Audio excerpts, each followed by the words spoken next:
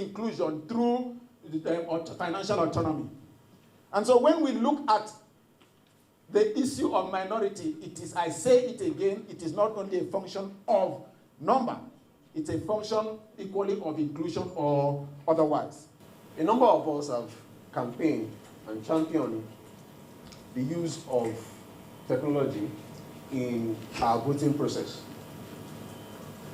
And for the people who constitute the minority, economic minority, the young people, this is our preference, that the voting process should incorporate some form of electronic voting. We may not be able to bring people together to go into different places for campaign and all of that, but we can mobilize for votes online. The reason why there's a difference between the outcomes when you observe the popularity of certain persons on social media and what happens on election day is because there is that absence of the ease with which we're able to express our voice in the voting process itself. If young people can easily cast their votes from their houses electronically, you can rest assured that the expression of their interests prior to the election period will reflect as well in election outcomes.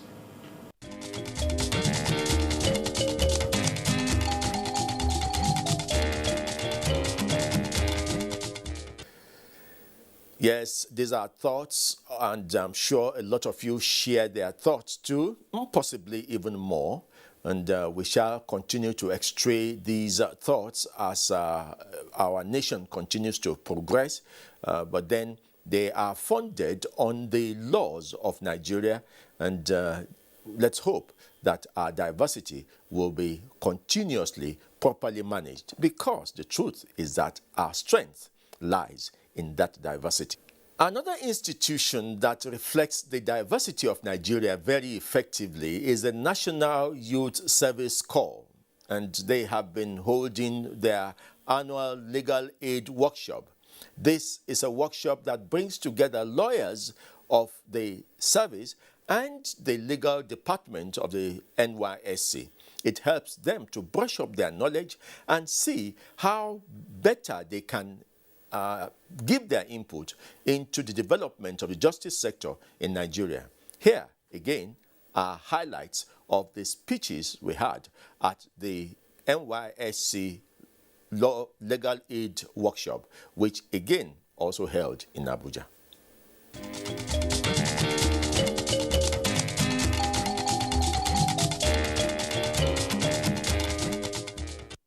The annual Corps Legal Aid Workshop is the National Youth Service Corps' way of strengthening the capacity of its legal departments across the country and empowering youth corps lawyers, particularly in the area of representing the weak and indigent before the court of law. Director General of the NYSC said this area of focus is significant enough to influence the nation's justice system positively, and called on employers to show interest in the duties of their core lawyers. The Legal Aid Council, for instance, and the Correctional Services of Nigeria make no apologies about their dependence on core lawyers to facilitate their job. How does that make NYSC feel? It makes NYSC tick. And it goes to showcase to Nigerians the importance of the core members, the role they are playing on our national development. You see, I was so privileged, I attended a workshop some time ago when an ex-core member testified that through his instrumentality, several innocent inmates were released. I say I cannot thank the NYSC enough for the privilege given to him to serve the country. And the core members are playing this role nationwide. And that is why the Legal Aid Council and the Correctional Service rely so much on the service of the core member. Without the core member, they will find it very difficult to operate. And as I keep telling my core members, as they are patriotic, and wherever they find themselves, they should continue to add value. This should continue to spur them to continue to serve their country wherever they are. And I want to also thank the Correctional Service and the Legal Aid Council for also, because the core members are also learning, they're also being trained and it's a two-way traffic. We want to thank them for the support they've given to the core members. Let's talk about one of the issues you raised in your speech, that organizations that employ persons who either were not officially discharged or did not serve. What are the penalties for that? The penalties are there. I mentioned section 13, section 3 up to 5, 3 to 5. It states the penalty there, that whoever that has no certificate of national service or exemption certificate, and you employ such a person, that's a penalty. You go to jail, there's a fine or both. So that's why I want to appeal to Nigerians to ensure that whoever you are going to employ, please let him authenticate the certificate with the NYSC, so that you don't commit an infraction and then you'll be caught napping, so that people don't use the issue of technicality to put you into trouble. So we want to appeal to Nigerians that whoever is going to employ, both in the public and the private sector, please verify, authenticate their documents. And if the person doesn't have any NYSC document at all, please, he's not supposed to be employed by an organization, so that you don't run foul of the law. NYSC is the constitution, and we need to at least do the right thing. And is this a forum for us to sensitize Nigerians and on what the NYSC Act entails? And I also use this opportunity to appeal to Nigerians to please continue to read through the NYSC Act, get to understand it, ask questions when necessary, so that you don't run foul of the law. Experts were brought in to talk on the topic, examining the laws regulating practice of ICT, with particular reference to data protection regulations. It is therefore expected that this topic will stimulate profound discourse on the various regulations guiding the processing of data in Nigeria as it applies to the scheme. The word saying that knowledge is power is as good as information is power. And that statement has become more glaring and profound in recent times. We offer free legal services, pro bono services to inmates in Nigerian correctional centers across the country, but particularly at our host communities. So we go to these correctional centers, we interview the inmates, those of them who have petty offenses nailed to them. Some of them are convicts, and some of them are still suspects and pretrial detainees. Some have even served, we'll call it a prison term that is far beyond the prison term they were supposed to serve if they have been convicted. So we try to interview them and we get them out of the prison. If they have not been, convicted, pretrial detainees now, we take them to the courts and we defend them. And this might secure, their release or conviction, as the case may be. You have similar colleagues like this doing this kind of job across the country? Yes, we do, in all the 36 states of the country. And here we have one in FCT, a very vibrant legal aid group in FCT. But we also have our colleagues, and we are all here for this program, the workshop here, from various states of the Federation. Tell us about part of the experience going to court as a lawyer, and why as a lawyer. It has been amazing, to be honest. NYSC has given me the opportunity to do things that ordinarily on my own I wouldn't have the opportunity to do. This has given me the opportunity to go to part of cases that ordinarily as a young lawyer I wouldn't be part of. They fix us with experienced lawyers that will teach us the ropes at little or no cost. It's on a platter of gold. You have the wisdom of experienced lawyers seeing you through just because of the opportunity that NYSC has given us to be part of. I'm serving with the Nigerian police force. I'm able to experience so many things that on my own, if I join a chambers now, I wouldn't know how litigation, prosecution works, being a prosecutor works. So NYSC has given me this on a platter of gold.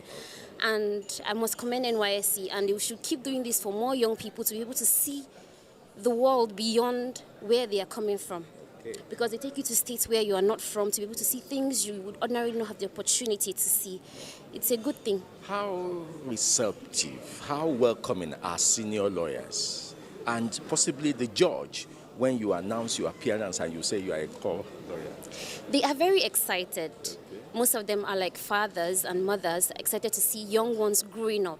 I remember when I announced my appearance for the first time, the judge was so nice to me because they're trying to encourage us that are coming up for the first time. It was nice.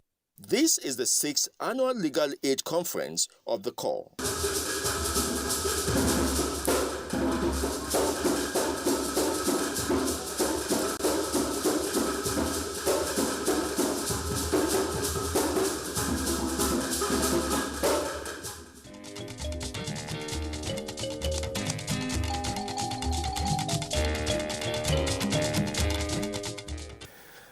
Those are the bits and pieces we have for you this week. They are more of speeches and ceremonies, but sometimes we need these things to reflect on our thinking, because our development actually starts from our thinking. Let's hope we get the thoughts right, and so we can move forward in terms of our actions. Thank you for being part of our program today. And of course, you know, more issues are always coming up in the polity that have to do with our justice sector. You can't look anywhere else to find them other than on the scale. We'll see you again.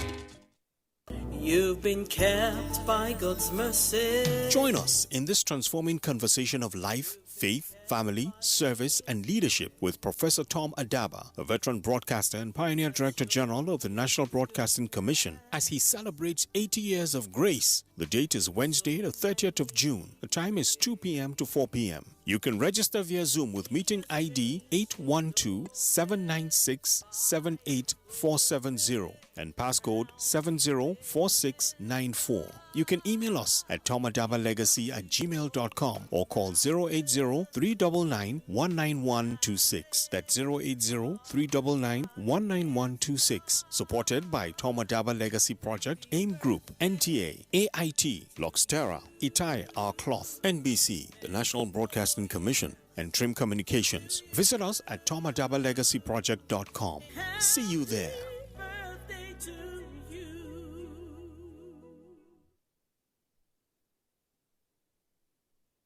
Hello and welcome. It's time for another interesting package of Everything Music. Angelina, you dey cool in my temperature. If you call, I go come deliver. This is Talking Movies. In times of old, the world was full of wonder. No! Stop it! Welcoming you to your weekend for today.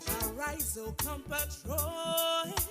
It's time to use our voice. Beyond Six Packs. Bills. Pay the bills.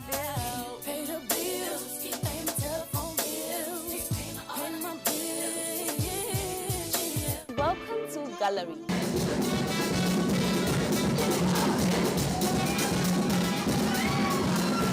Me and my paddies. London for what? London for medicine. Medicine for what?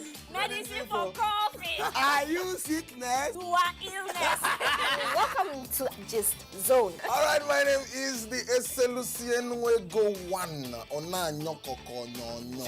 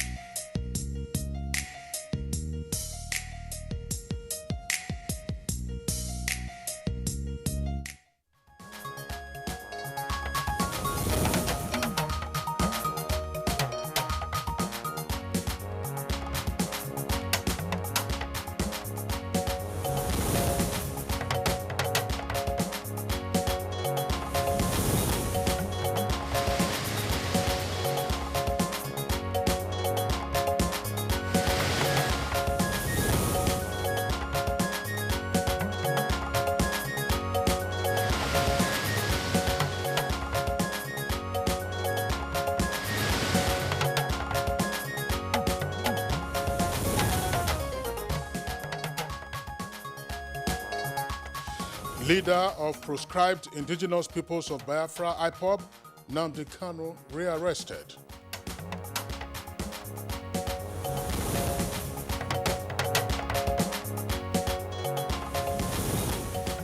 Vice President Ashebi opens consolidatory dialogue on nutrition, presents Nigeria's food system mapping report.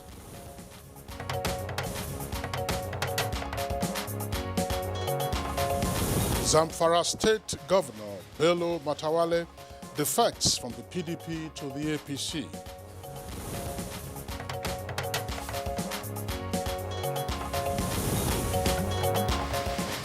And on Good Morning Nigeria today, we shall discuss matters arising from the Anambra State governorship election, primaries election, as well as the rearrest of proscribed IPOB leader Nnamdi Kanu.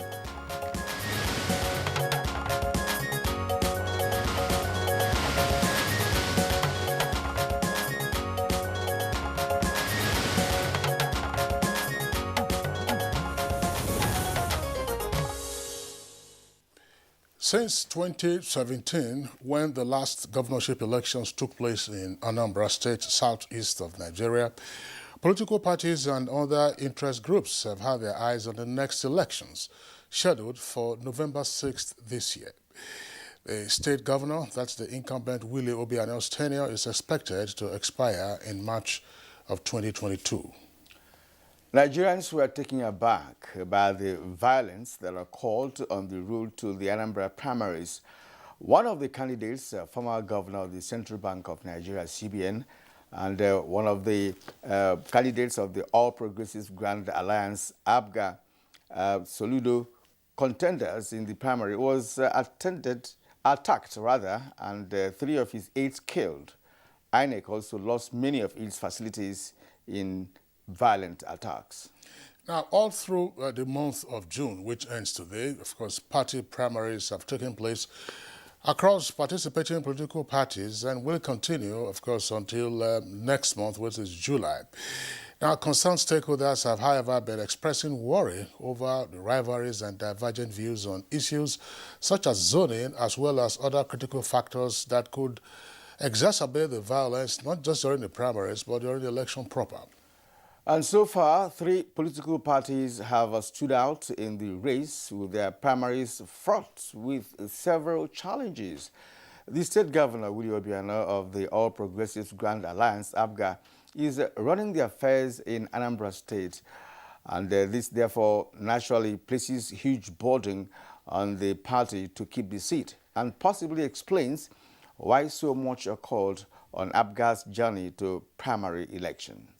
Now, recall the suspension of the former CBN Governor Charles Soludo by the Jude Okeke-led faction of ABGA, which still has plans set to conduct its own parallel primaries, while delegates in the other faction of the party elected Soludo as the ABGA's standard bearer in the November election. And many are concerned that INEC may disqualify the party if it is unable to put its house in order before the July 1st deadline for presentation of candidates. ABGA is yet to set up a primary election appeals committee to resolve these issues. Well, the story is certainly not different with the People's Democratic Party, along also with the All Progressives Congress, where you have had a number of factions conducting their respective primaries. And in the case of the PDP, the party's National Working Committee's faction gave the ticket to Valentine Ozigbo, while the Chukuma Umeba-led faction said that it was Ugochukwu Uba. And a 25-man primary election appeal committee led by Uche Secondos, the party's national chairman, has, however, been set up to resolve the issue. And as I indicated, the APC is also having similar crisis, Kirian. Yeah, many issues to resolve with respect to primaries. Right. And this actually goes to show that when it comes to, party and internal, democracy, it's still lacking, in this country. Yeah. No question about that. And for the All Progressive Congress, APC, which adopted automatic delegates for its primary, Anduba emerged its standard bearer for the November 6 election, with 13 out of the 14 candidates, including the party's leader in the state and the Minister of Labour and Employment, Dr. Chris Ngige, insisting that no election took place in the party primary. Well, in the meantime, a 5-member primary appeals committee led by the governor of Gombe State, Enwa Yahaya, has been set up by the APC and INEC, of course, probably we're left with the task of creating a balance to ensure that the November 6th election in the state is conducted. Now, so far, INEC has also commenced its online voter registration, and that certainly has nothing to do directly with the elections scheduled to hold on the 6th of November in Anambra State.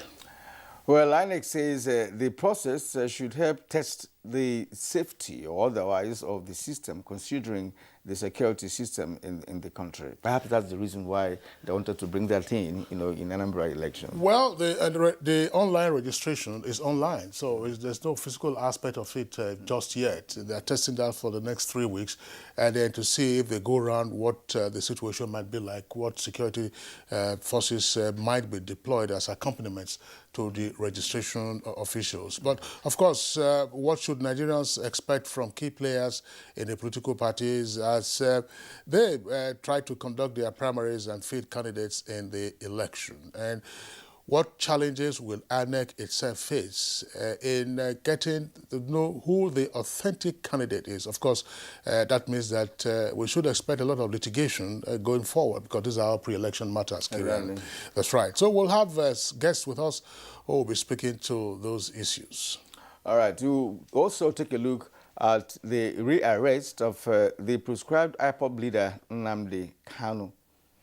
Well, the news broke yesterday, Tuesday, and it had been, of course, a frenzy, with Justice Binta Nyako of the Abuja High Court ordering that Kanu be remanded in the custody of the Department of State Services, DSS, on an 11-count charge, including violence against the people of the Southeast. Well, the rearrest, if you like, of Nnamdi Kanu and his extradition to Nigeria was disclosed to journalists in Abuja by the Attorney General of the Federation and Minister of Justice, Abubakar Malami, SAN. Malami also said that the arrest or rearrest was a collaborative effort between security agents in Nigeria and Interpol. Recall that the Senate minority leader in Abaribe, who shorted him, was arrested when Kanu jumped bail in 2017. Baribe was also released and subsequently rearrested. Nnamdi Kanu's recent rearrest, of course, is our second topic for today. Welcome to Good Morning Nigeria, reaching you live on the network service of the NTA. My name is Kirian Umayo. I'm Kingsley Osadola. I join my colleague Kirian to also welcome you to the program, reaching you from our studios here in the nation's capital, Abuja. In the course of the program, we have our complimentary segments, business, newspaper review, and others. In the meantime, here is Musbah Odan Wahab with the highlights of the morning news. Good morning, Musbah. Very good morning, Kingsley and Kirian. Let's take the news. Now, it's just heard from Kingsley and Kirian that the leader of the proscribed indigenous people of Biafra, Nnamdi Kanu, has been rearrested. The Attorney General of the Federation and Minister of Justice, Abubakar Malami, who made the disclosure to journalists in Abuja, revealed that Kanu is now back in Nigeria to continue his trial. Self-acclaimed leader of the proscribed secessionist indigenous people of Biafra, Nnamdi Kanu, has, for your information, been intercepted through the collaborative efforts of the Nigerian intelligence and security services. He has been brought back to Nigeria in order to continue facing trial after disappearing while on bail regarding 11-count charge against him. The National Security Advisor, Major General Babagana Mugunu, has enjoined the international community to jointly address terrorism and other transnational organized crimes as a global threat. The NSA stated these are the ongoing second United Nations High-Level Conference of Heads of Counter-Terrorism Agencies of member states, convened by the United Nations Secretary-General Antonio Guterres of the United Nations headquarters in New York. Major General Mungunu explained that terrorism has continued to manifest as vicious global threats, with no regards to border, nationality and religion, thereby becoming a contemporary weapon of violence for non-state actors in this era of globalization. The NSA noted that Nigeria has continued to confront the security challenges by improving the coordination of humanitarian support for non-government organizations through the Ministry of Humanitarian Affairs, Disaster Management and Social Development, establishment of a National Commission of the Control of Small Arms and Light Weapons and the National Commission for the Coordination of Cyber, as well as empowering the National Financial Intelligence Unit to trace the sources of funding of terrorist organizations. A prolific and sustainable food system is critical to the nation's human capital development. This is the view of the Vice President, Professor Yemi Osinbajo, as he declares open the Consolidatory Dialogue for the United Nations Food Systems Summit holding in Abuja. So it's now up to us from here on to own the process and be ready to translate the recommendations of these dialogues to prompt action. This would mean embracing the challenges required in modernization of farming practices, and we also heard even from the children that mechanization is absolutely important. We must empower our communities by creating jobs and livelihoods to sustain the food systems that we desire. And in politics, Zamfara State Governor Bello Mohammed Matali has formally defected from the People's Democratic Party, PDP, to the Governing All Progressives Congress, APC, along with 4 members of the State House of Assemblies, 3 senators and 6 Federal House of Representatives members from the state.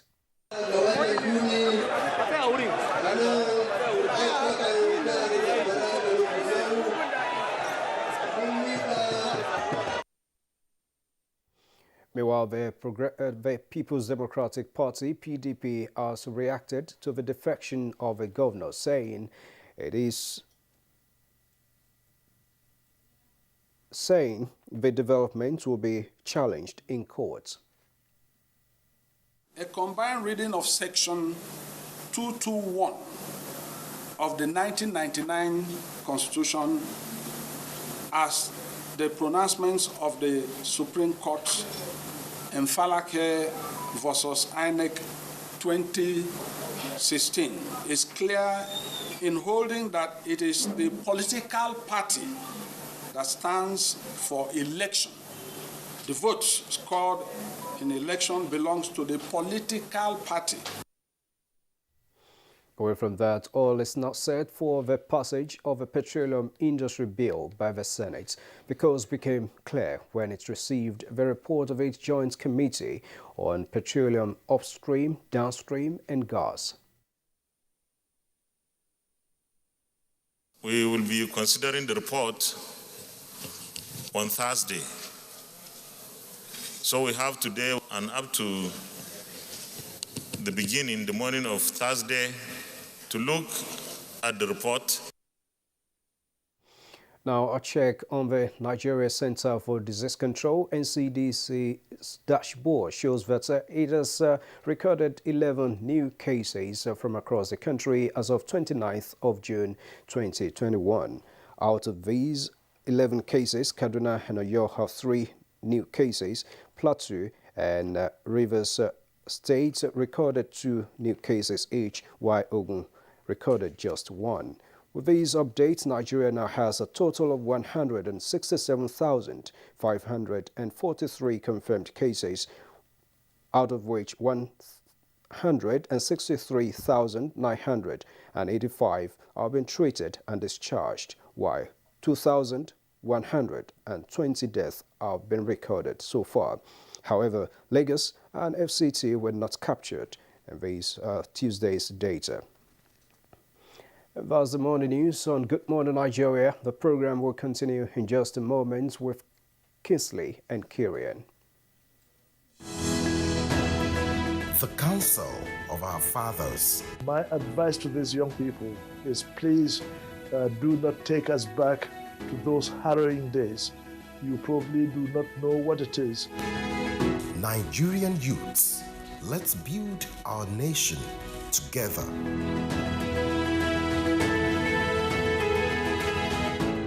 We are going to begin on the street of Lagos to find people that can sing. Let's give this show voice of the street. He like you done, they talk too much. Smart talk, you done, they talk. Sister,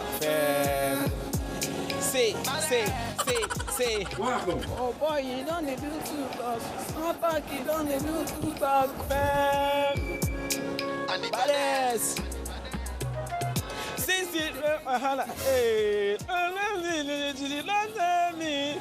if you get money, come be you.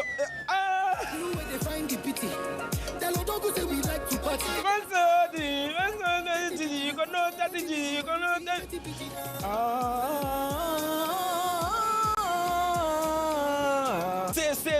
Say. Hey. To watch amazing performances, you guys should tune in to The Voice Nigeria, connected by Airtel. Airtel, the smartphone network.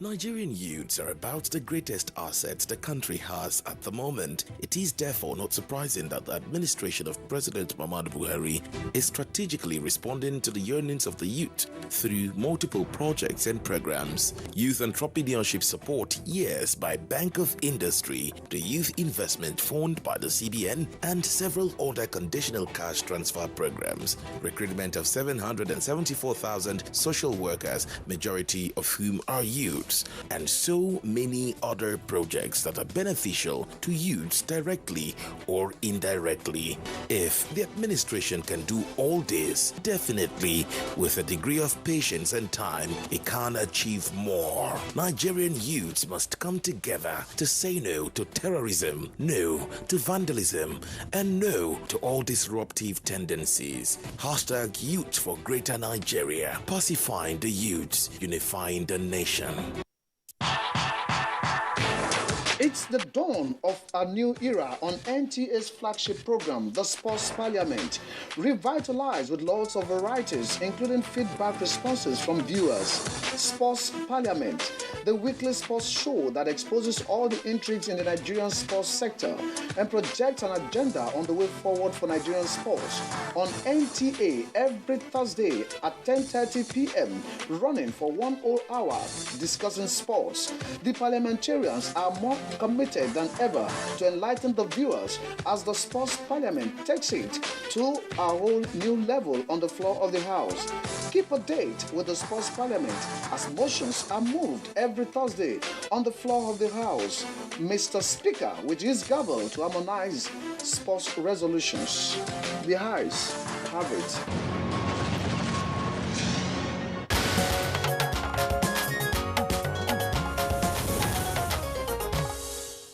And if you just joined us, you're watching Good Morning Nigeria on the network service of the NTA. On business, Pension Transitional Arrangement Directorate receives £26.5 million from the United Kingdom to settle pension arrears. Details of these and more with Comfort Amodu on Business News. The Pension Transitional Arrangement Directorate, PTAD, says it has received the sum of £26,505,862.97 repatriated from the United Kingdom.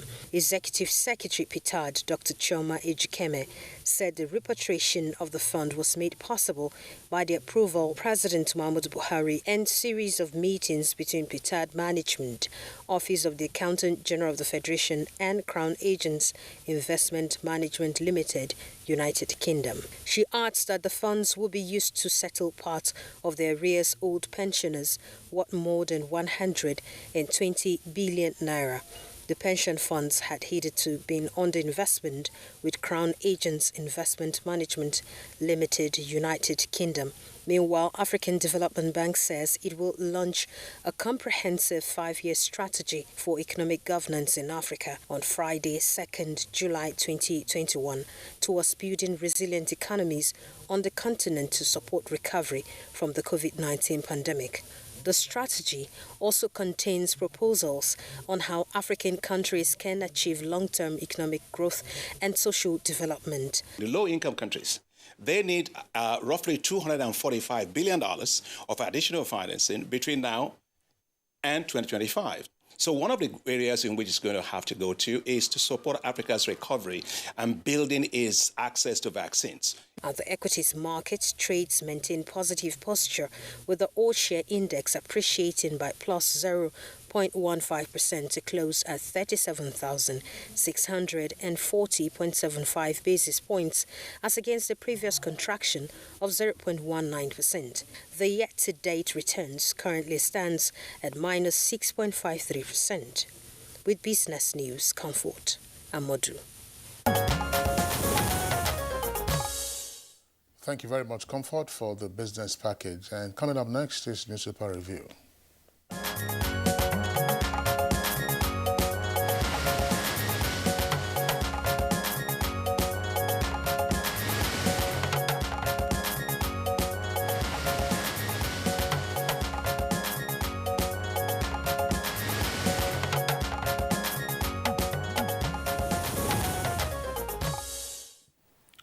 Let's welcome Bayo Ashebi, our newspaper reviewer. Bayo, good morning. Good morning, Kirian. Welcome. Thank you. Good morning, Kinsley. Right, Bayo, good to see you. Good morning, Nigeria. Okay. Now, of course, the major story on the front page of the Daily Trust is a story we've also read in our bulletin. It has to do with the rearrest and extradition of Kanu. The headline, double-decker, 4 riders. How federal government used Interpol to extradite Kanu. Why a jump bail? That's one of the 4 riders. He'll face fresh charges, according to the government. ACF, Ohaneze worldwide welcome rearrest. IPOB leader to remain in DSS custody till July 26th. And photographs there show him. And then above that headline, but below the name flag, Afenifere to Buhari, initiate and transmit restructuring bill to National Assembly. No petrol price increase in July. That's according to the NNPC. Details on page 23. On page 40, Yari and Matawale reunite in APC. And then you also have the second list story, which is right at the foot of the front page. It's a special section of the paper that says on insecurity in the Southeast, 2023, Igbo presidency will end Biafra agitation, according to Ekweremadu. And then you have a number of other headlines just on the side there. It says Adadaita Sahu. Adedaita Sahu. That's the kicker for that. I take that again. Adedaita Sahu. Kanu residents express concern over influx of strangers. Federal government seeks UN intervention on food security.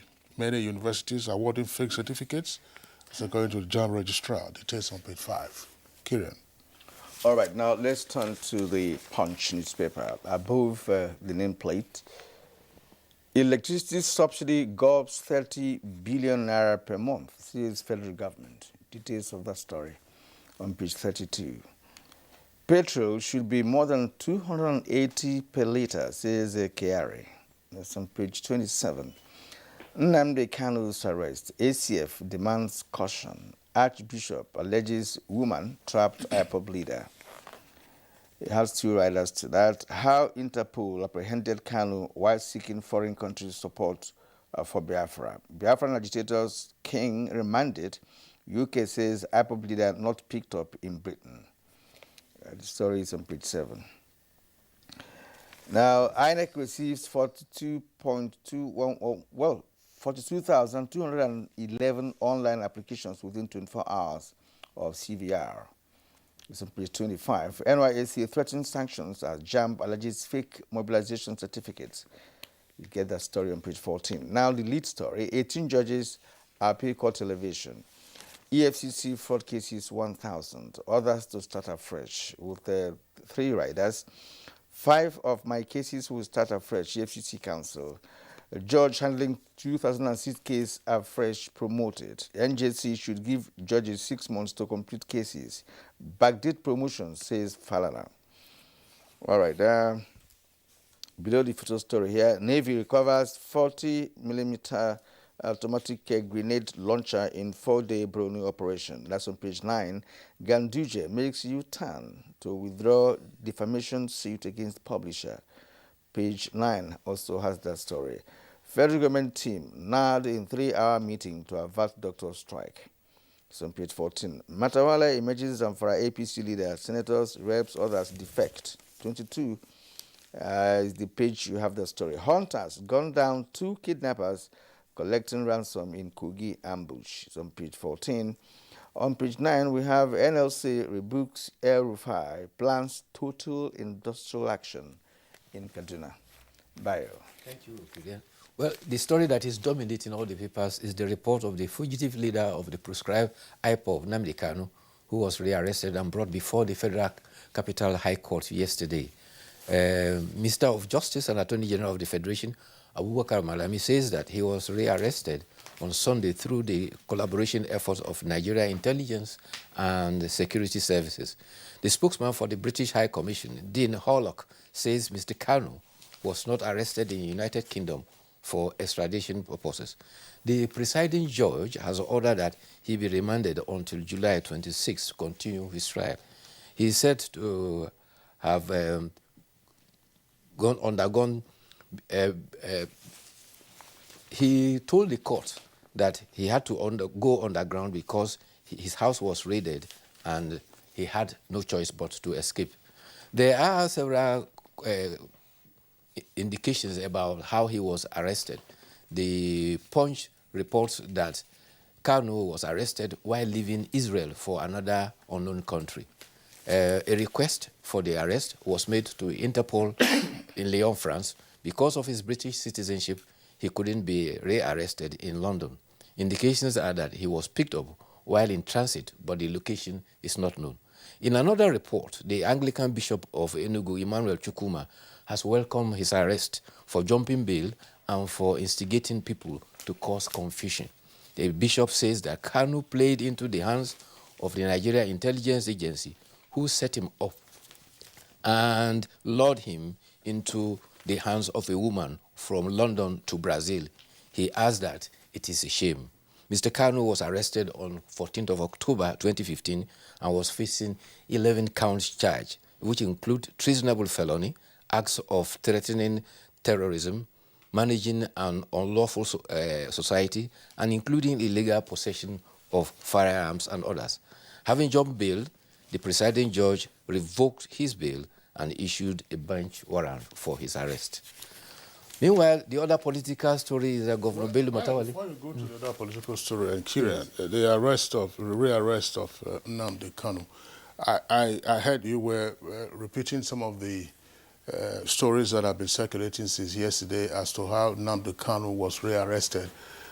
Various accounts. Some said he was picked up in Brazil, another said it was Ethiopia, another said it was Kenya, it was Cameroon, Czech Republic. But what is certain is that an official of the British High Commission in Nigeria says that Nnamdi Kanu was not arrested in the United Kingdom, on British soil. Now, there's something that is very significant about how the story has played out. It just tells you how the state can act with authority and successfully. And it's also very significant that the issue is not just to show your might as a state, because if you listen to the text of the press conference by the Attorney General of the Federation, the issue is simply that this is a fugitive. And our challenge was to get him back to face trial. Yes. There was no embellishment as to, oh, we did this person supported us, the other person didn't support us, X, Y, Z. That is left to the realm of speculation. And of course, you do not wish to jeopardize intelligence and security sources that have aided you in this particular thing. And the key thing that has also played out is there appears right now to be no impairment of his fundamental right, namely presumption of innocence until proven guilty. Right. The other is the political story that is making the news. 10 all progressive Congress governors were in Gusau to receive Governor Bello Matawalle, who decamped to the APC yesterday. However, his deputy governor, Mohammed Gusau, insists he will remain in the People's Democratic Party. He refused to join 3 senators, 6 House of Rep members, and 24 State House of Assembly members who joined in jumping ship. Governor Bello Matawalle he's now been proclaimed as the party leader in Zamfara, with the State Executive Council having been dissolved.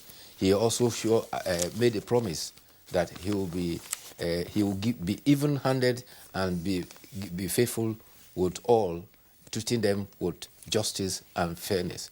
In the area of kidnapping, there has been some success in Kogi State. A kidnapped gang member has been neutralized while attempting to collect ransom at Abobo village in Okehi local government area of Kogi State. The kidnapper came from a hideout behind Itakwe, and in the bid to collect ransom, a hunter who was part of the operation against criminals shot him and rescued the victims of his captive. In the Okehi local government area, security outfit comprises security agents, vigilance, and hunters. The chairman of Okehi local government area, Abdul Rahim Ozovehe, has called on residents to support the security arrangement.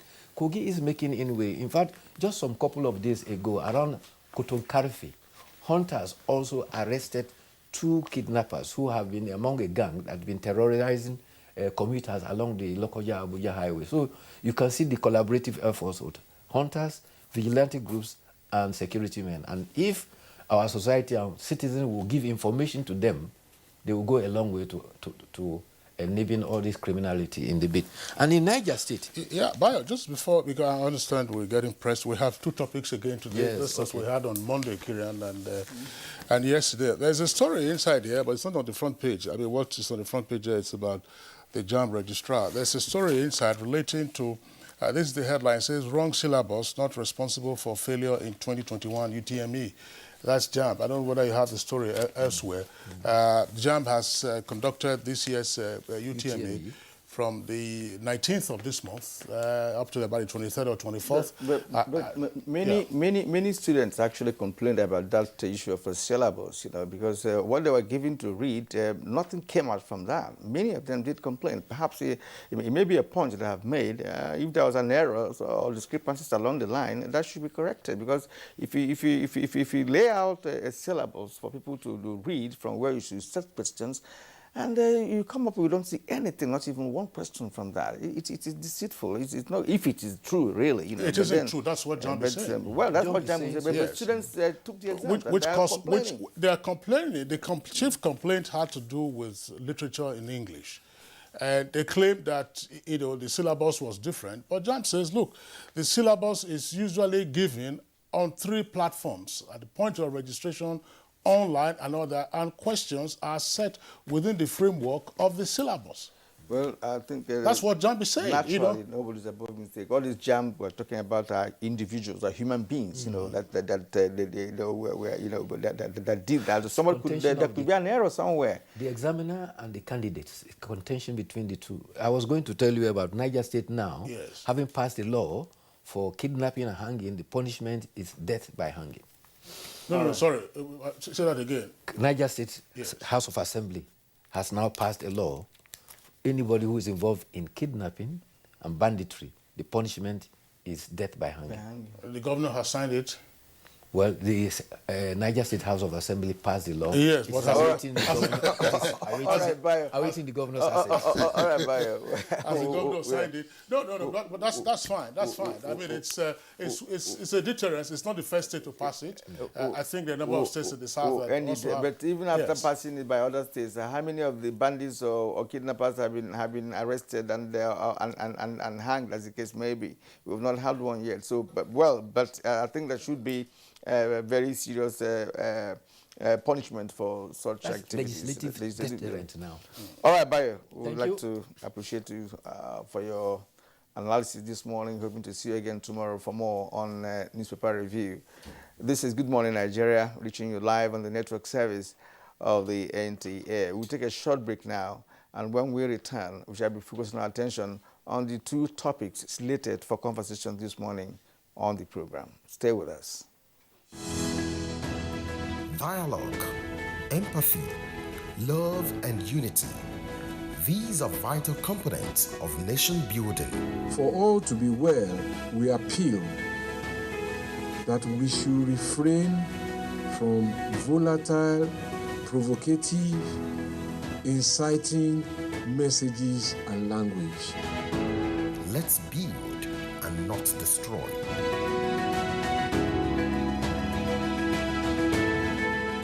Mommy is ready to receive me a bundle of joy. Mommy is making my home cleaner and safer. We are Dettol, Dettol Sure. Illnesses can happen at home too. That's why Dettol and me together will make my baby's home safe and to protect from up to 100 illness-causing germs. That's why moms want to be Dettol, Dettol Sure. We are Dettol, Dettol Sure. At the first sign of pain, you need a solution that you can trust. Try Panadol Caplets. With Panadol's Optizol formula, the tablet absorbs quickly and starts providing fast and effective pain relief you can trust. Try Panadol Caplets.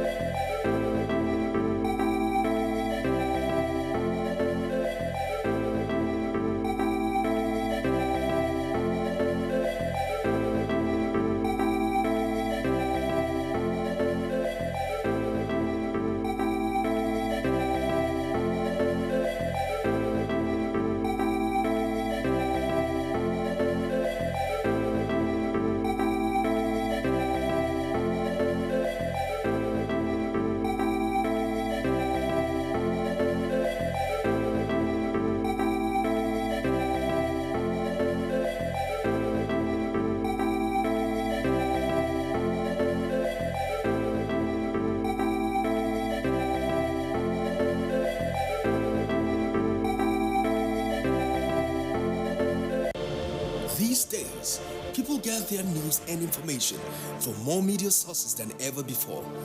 Some of the news and information given are fake, unverified, doctored, and manufactured to create confusion, stir disaffection, and cause disunity. Before you believe or share any news, ask yourself, is this real? Is it from a credible source? Is it verified or verifiable? Fake news is dangerous, whether you do it for fun or for political gains. Real people can get hurt. Fake news, don't create it, don't spread it. This is a public service announcement from NTA.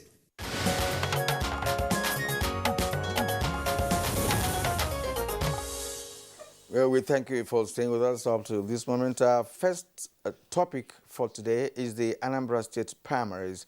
As a prompt for our conversation, let's take this background report by Joseph Oseng.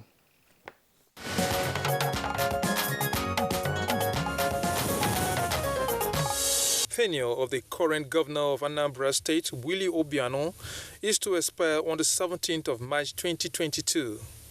Section 25, 7 and 8 of the Electoral Act 2010, as amended, demands for an election to be conducted into the office of the governor not later than 15th of February 2022. In line with this, the Independent National Electoral Commission on June 9, 2021 released a timetable and schedule of activities for the Anambra State Goba poll, which indicates that party primaries and resolution of disputes arising from the primaries will take place between June 10th and July 1st, while the election would take place on the 6th of November 2021. Interested political parties have already conducted primaries and elected flag bearers. However, the road to the primaries and elections have so far seen some turbulence. Apart from attacks on public facilities, including security stations and INEC facilities in the southeastern region of the country, political violence and disagreements over conducts of the primaries and winners are playing out. In March this year, gunmen attacked the former governor of Central Bank of Nigeria, Professor Charles Soludo, with observers believing it had political undertone. Professor Charles Soludo eventually emerged the governorship candidate of the state's ruling political party after its primary election. On the other hand, both the People's Democratic Party, PDP, and All Progressives Congress, APC, had primaries conducted on the same day, June 26, 2021. For the PDP, two candidates from two factions emerged.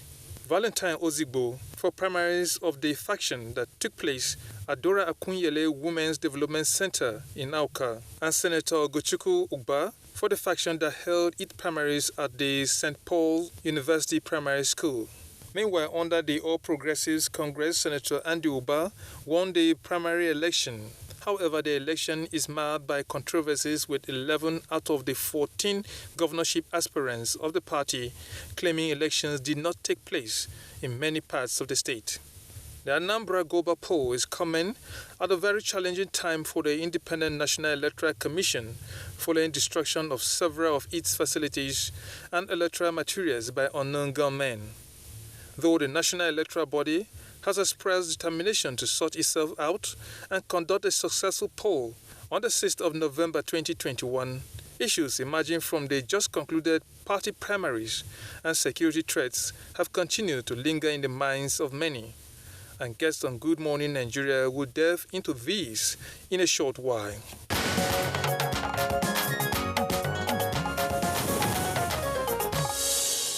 Thank you very much, Joseph, for that background. With us in the studios now to discuss these issues, let's welcome Oluwole Osaze-Oze, former Director, Voter Education and Publicity of the Independent National Electoral Commission. Mr. Osaze-Oze, delighted to have you again on Good Morning Nigeria. Always a pleasure. Thank you. Also here with us in the studios, regular on Good Morning Nigeria, Ezenwa Nwago, Chairman Partners for Electoral Reform and convener Say No Campaign Nigeria. Mr. Nwago, delight to welcome you to Good Morning Nigeria. And also here with us in the Abuja studio is Dr. Abdurrahman Abu Hamisu, a public affairs analyst. We're also glad to have you join us this morning. Thank you very much, Kiran. Okay, gentlemen, I'm sure, of course, you already have the stories in the news, and we just took a bit of it also in the background. It appears that for a number of the, shall we say, leading political parties in the Anambra governorship election due to hold in November this year, for one candidate returned in the primaries, you appear to have another candidate returned by another faction of the political party. This is something that we have seen a number of times in our polity, and we know what the consequences are. But help us put these issues in context, beginning with Ezenwa Nwago, who, of course, is a veteran of various election primaries and election proper. What is it that we are seeing unfold in Anambra? Thank you. Good morning again. I think we've shouted ourselves hoarse on the issue of the lack of internal party democracy and what it means for, what it means eventually for our polity. It beats any self-respecting person to find why it's just difficult to organize primaries. We hold the electoral management body accountable for whatever issues that arise from. But just to conduct your own party primaries, you would have challenges. The first challenge is what kind of process? This process, we are going into voter registration exercise now. After that, we will publish names of voters in a voter register that can be seen, that can be challenged.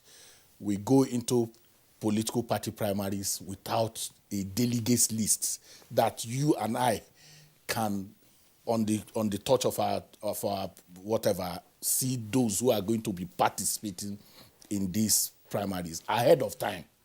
That will not happen. So you just have a situation in which it is only the the players that know who the delegates are and what form of process. The process that their constitution have determined will not be followed.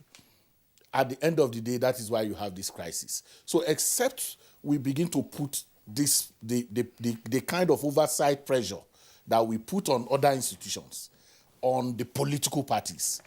For instance, on this voter registration, INEC is going everywhere talking about the conditions for registration, who qualifies, who doesn't qualify.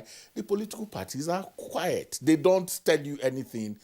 It's our business, because they say, oh, if you are not a member of the political party, we should know, because at the end of the day, the quality of the leadership recruitment process is as good as the outcome.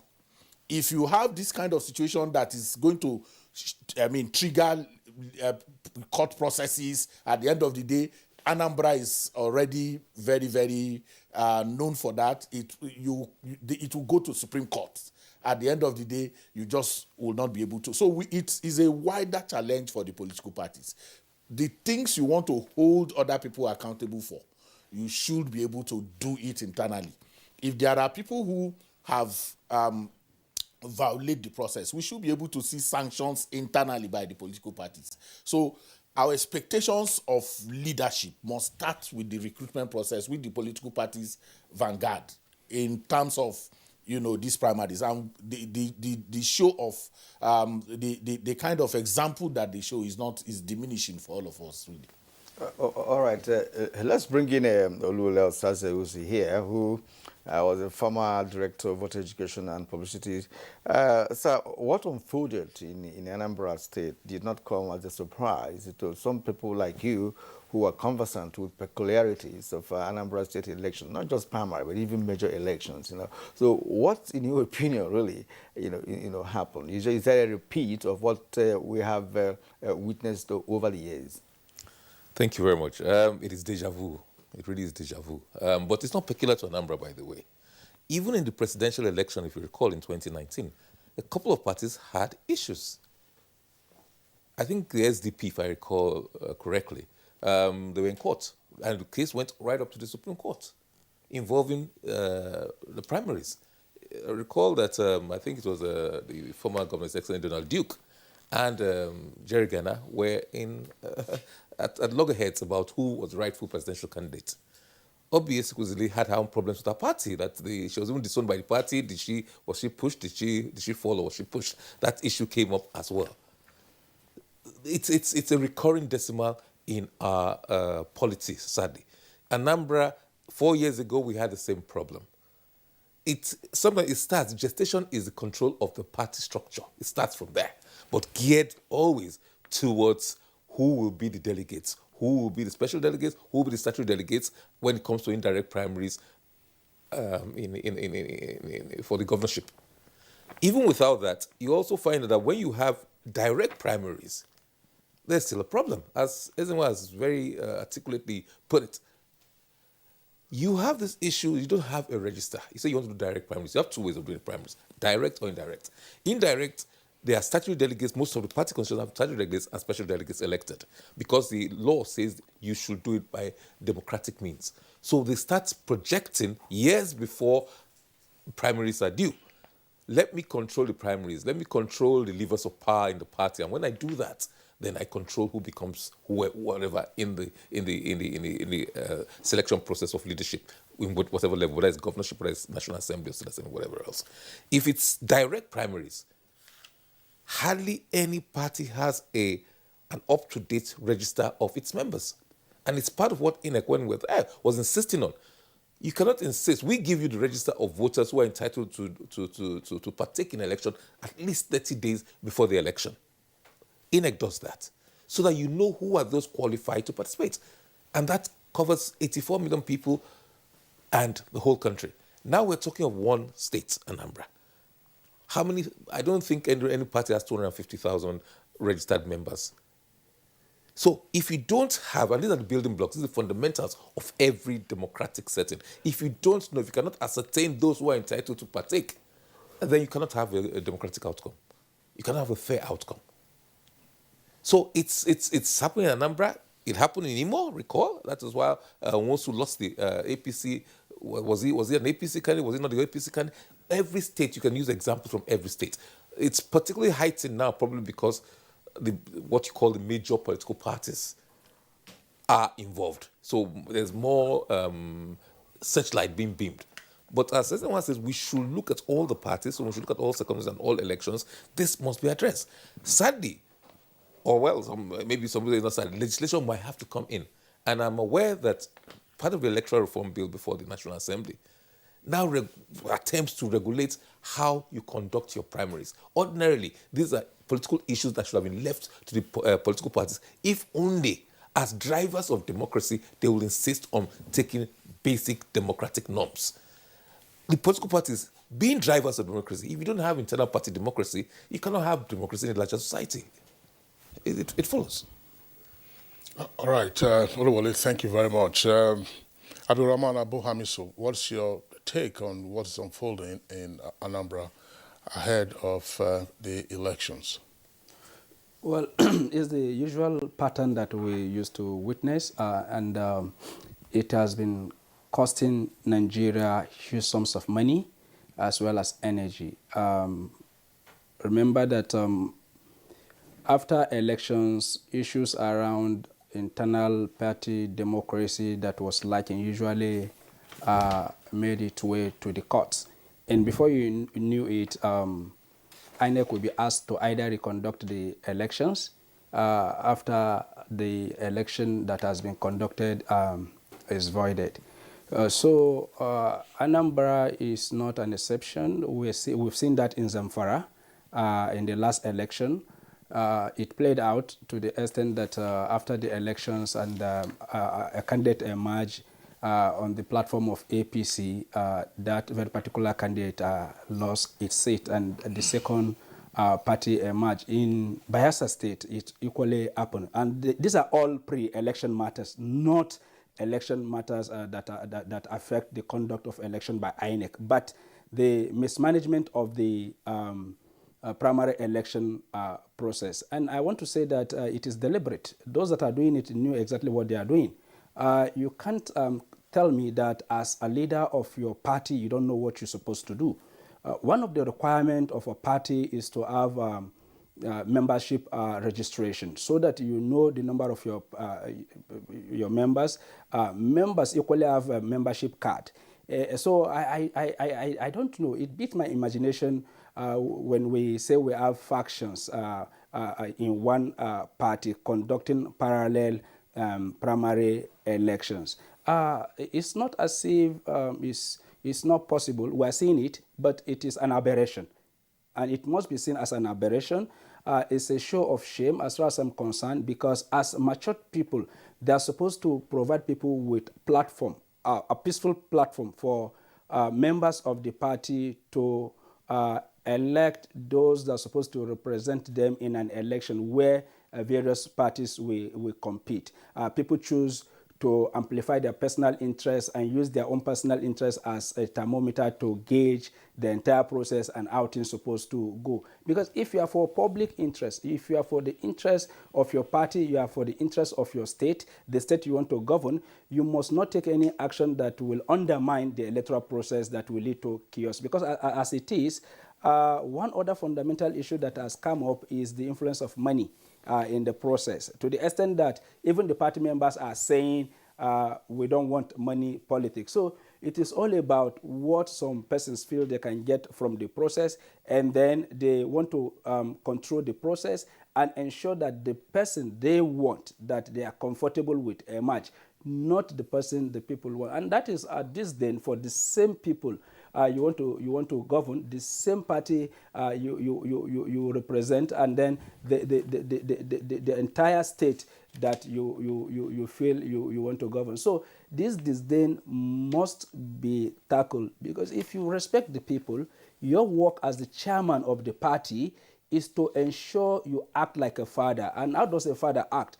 Everybody is your own, and the rules and regulations governing your party, either by the constitution of the party or any other special instrument that the party designed before the primary election, is adhered to. But when you have your personal interest, and your personal interest is in opposition and is clashing with the interest of the party, then you have a problem. And the problem is what we are seeing happening not only in Anambra State, but these states that we've mentioned. All right, thank you. Back again to Ezenwa Nwagu. Specifically speaking now, APC, for instance, selected a governor of a state to champion the cause of organizing primaries in Anambra State. And he did what he did and came up with a result. Yet other members of the party, including the leader of the party in the state, in the person of the Minister of Labor and Employment, said, look, there was no primaries. Now, on ABGA, the governor of Anambra State is the leader of the party in Anambra State, and they organized what they termed adequate and well-organized primaries where Soludo emerged. Yet there is a faction. This issue of factionalization, after... So this play of power by extraneous, interests that are not within party administration is also responsible for the conflict that you are seeing. People have had their time. They will not allow processes, the real processes, to go on. They continue to exert that influence and cause the kind of crisis that we are seeing. That's number one. The second one is ownership. And we have had this conversation. Who owns the political parties? Who are the real owners of these political parties? So the stakeholdership within the party is flawed in the sense that the people themselves, for them to come to the primaries, they need transport money. For them to come, they need accommodation. They will be served food. They will be given T-shirts, and musicians. All of those things, the driver, the person who provides that money, that transports you. The logistics. Thank you very much. Has already eroded your power as a stakeholder within the political party. So that's significant, because at the end of the day, the candidates and their godfathers who drive these processes are the ones who eventually determine what is. And then Anambra situation is that there are multiple godfathers. So it's not like in the state where you have one man calling the shot. There are people who you don't hear their name, the kind of resources that they can throw into a process. So it's about who are you. Because you have been this and that, then you want to think you can determine this process for us. That conflict is resolved by these extraneous influences that I talked about. If we will allow party administration for people to even make a career in the party, because you go to other places, you see people who have worked in the Republican Party for 40 years, for 35 years. They are making a career, growing in that place, and then they can determine processes that drive that political party. But as we speak, there are people sitting as governors who determine what happens in Anambra. There is some other minister who will sit down, who may not necessarily even be from Anambra, who is right there playing. And you also have a 2023 going on. The influence of who becomes what in 2023 is also manifesting in the off-cycle elections that we are seeing. Because there are also extraneous interests that are driving control within, wanting to hold those platforms, wanting to hold those states, and that is why you are seeing this crisis. So, but we must inoculate the parties from these extraneous influences and build we are not just coming from somewhere. We had the PDP, for instance, when they started. They started what you call People's Democratic Institute, where they were supposed to be training their party officials and building a career. We ambushed those things. People came, scattered all those things. The PDI is dead now, it's not functioning. So nobody makes a career. So the man who is assistant national something of the party, what is the party, is a candidate of an interest that is not even within the party platform. Then secondly, even the new parties that we are talking about. So, for instance, the new parties are not playing in Anambra because the resources to engage in that serious manner is not there. So you are going to see a conflict of these extraneous interests within Anambra and those outside of Anambra trying to determine what happens there, and that is why you are seeing those conflicts. Okay, well, thank you very much. I mean, the issues you just highlighted again relate to political party management. Yes. And it's a matter that has engaged us here on Good Morning Nigeria from time to time. We'll, of course, return to that. I just want to bring in again Oluwole Osaze-Ozie. Well, look, INEC has an observer or monitoring role in political party primaries ahead of elections. So you will explain that to our viewers to say, look, this is what INEC does.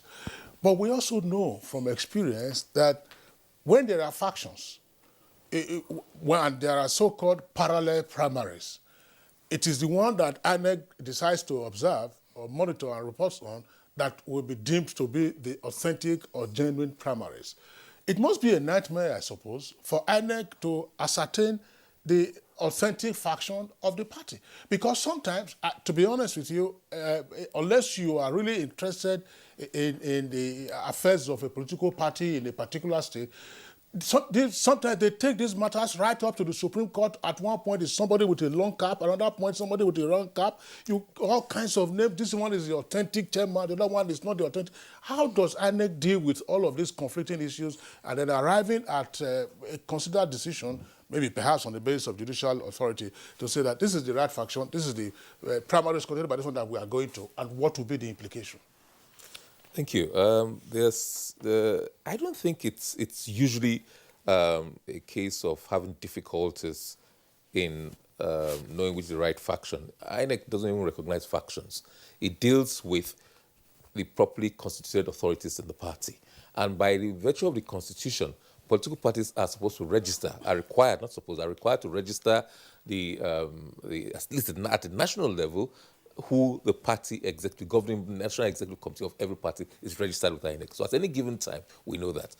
The crisis really comes when somebody purports to remove one or more members of that committee. Sometimes they follow the laid down procedure as required by law and their own constitution. Quite often they don't. And administratively, INEC looks at it and says, that is why, for example, the law says you should give INEC notice, at least 21 days notice, if you intend to do some things like conduct primaries, remove an officer, and those kind of things, or conduct elections, or whatever elections into party positions, so that at least INEC is prepared and also knows. And after you do that, submits its own report, and when you now bring a list to change whatever you are, the registered members of the executive, it looks at it to see whether it tallies with its own report and things like that. Sometimes it doesn't tally, and we say, no, this is not what happened. We cannot accept this. Unfortunately, as a regulatory body, we're talking of party management, we're also talking of party regulation, two issues. Management, no problem. But as a regulatory body, the Constitution and the laws does not give powers to INEC to really wield the big stick or do certain things that most regulators will have. So very often, and then again, the complication actually comes when they go to court. So judicial intervention complicates matters in the sense that conflicting orders of court are the bane of party management.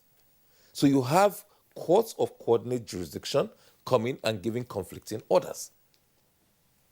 A says deal with B and C. Z says deal with X and Y of coordinate jurisdiction. Which one does INEC follow? That's where the complexity actually comes. Regardless of whether INEC thinks this is right or that, it cannot pick and choose. And usually it's a litigant in all those cases, right, even if it wasn't. But the rule of law tells you that you must obey court judgments. But what happens where you have two conflicting judgments? So that is the complexity that we have. And often, to play safe, INEC says, okay, well, the process is in court, let the court determine. That is the way we have structured it in accordance with our constitution and the rule of law. So whoever the judiciary says is the authentic faction to deal with, INEC will accord them that recognition because there's judicial pronouncement on the issue. So, and often it has to run its course because sometimes the high court, there are conflicting judgments, you have to wait orders, you have to wait for a superior court to overturn one of those. And it does take a while. And sometimes even the superior court judgments gives room for some ambiguity, let me use that word. So, for example, in Anambra, recall 4 years ago when this studio came to discuss this thing severally, where the Supreme Court said recognize a particular set of people and that they have a tenure of 4 years. The National had purported to set up a caretaker committee, not recognizing those people.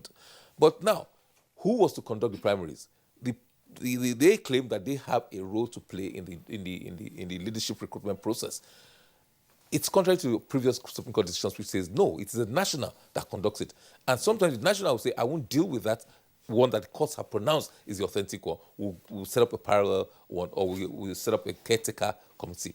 These are all the complexities which the election management body has to deal with. And it is a big problem. It confuses the election management body, it confuses voters, it confuses all stakeholders.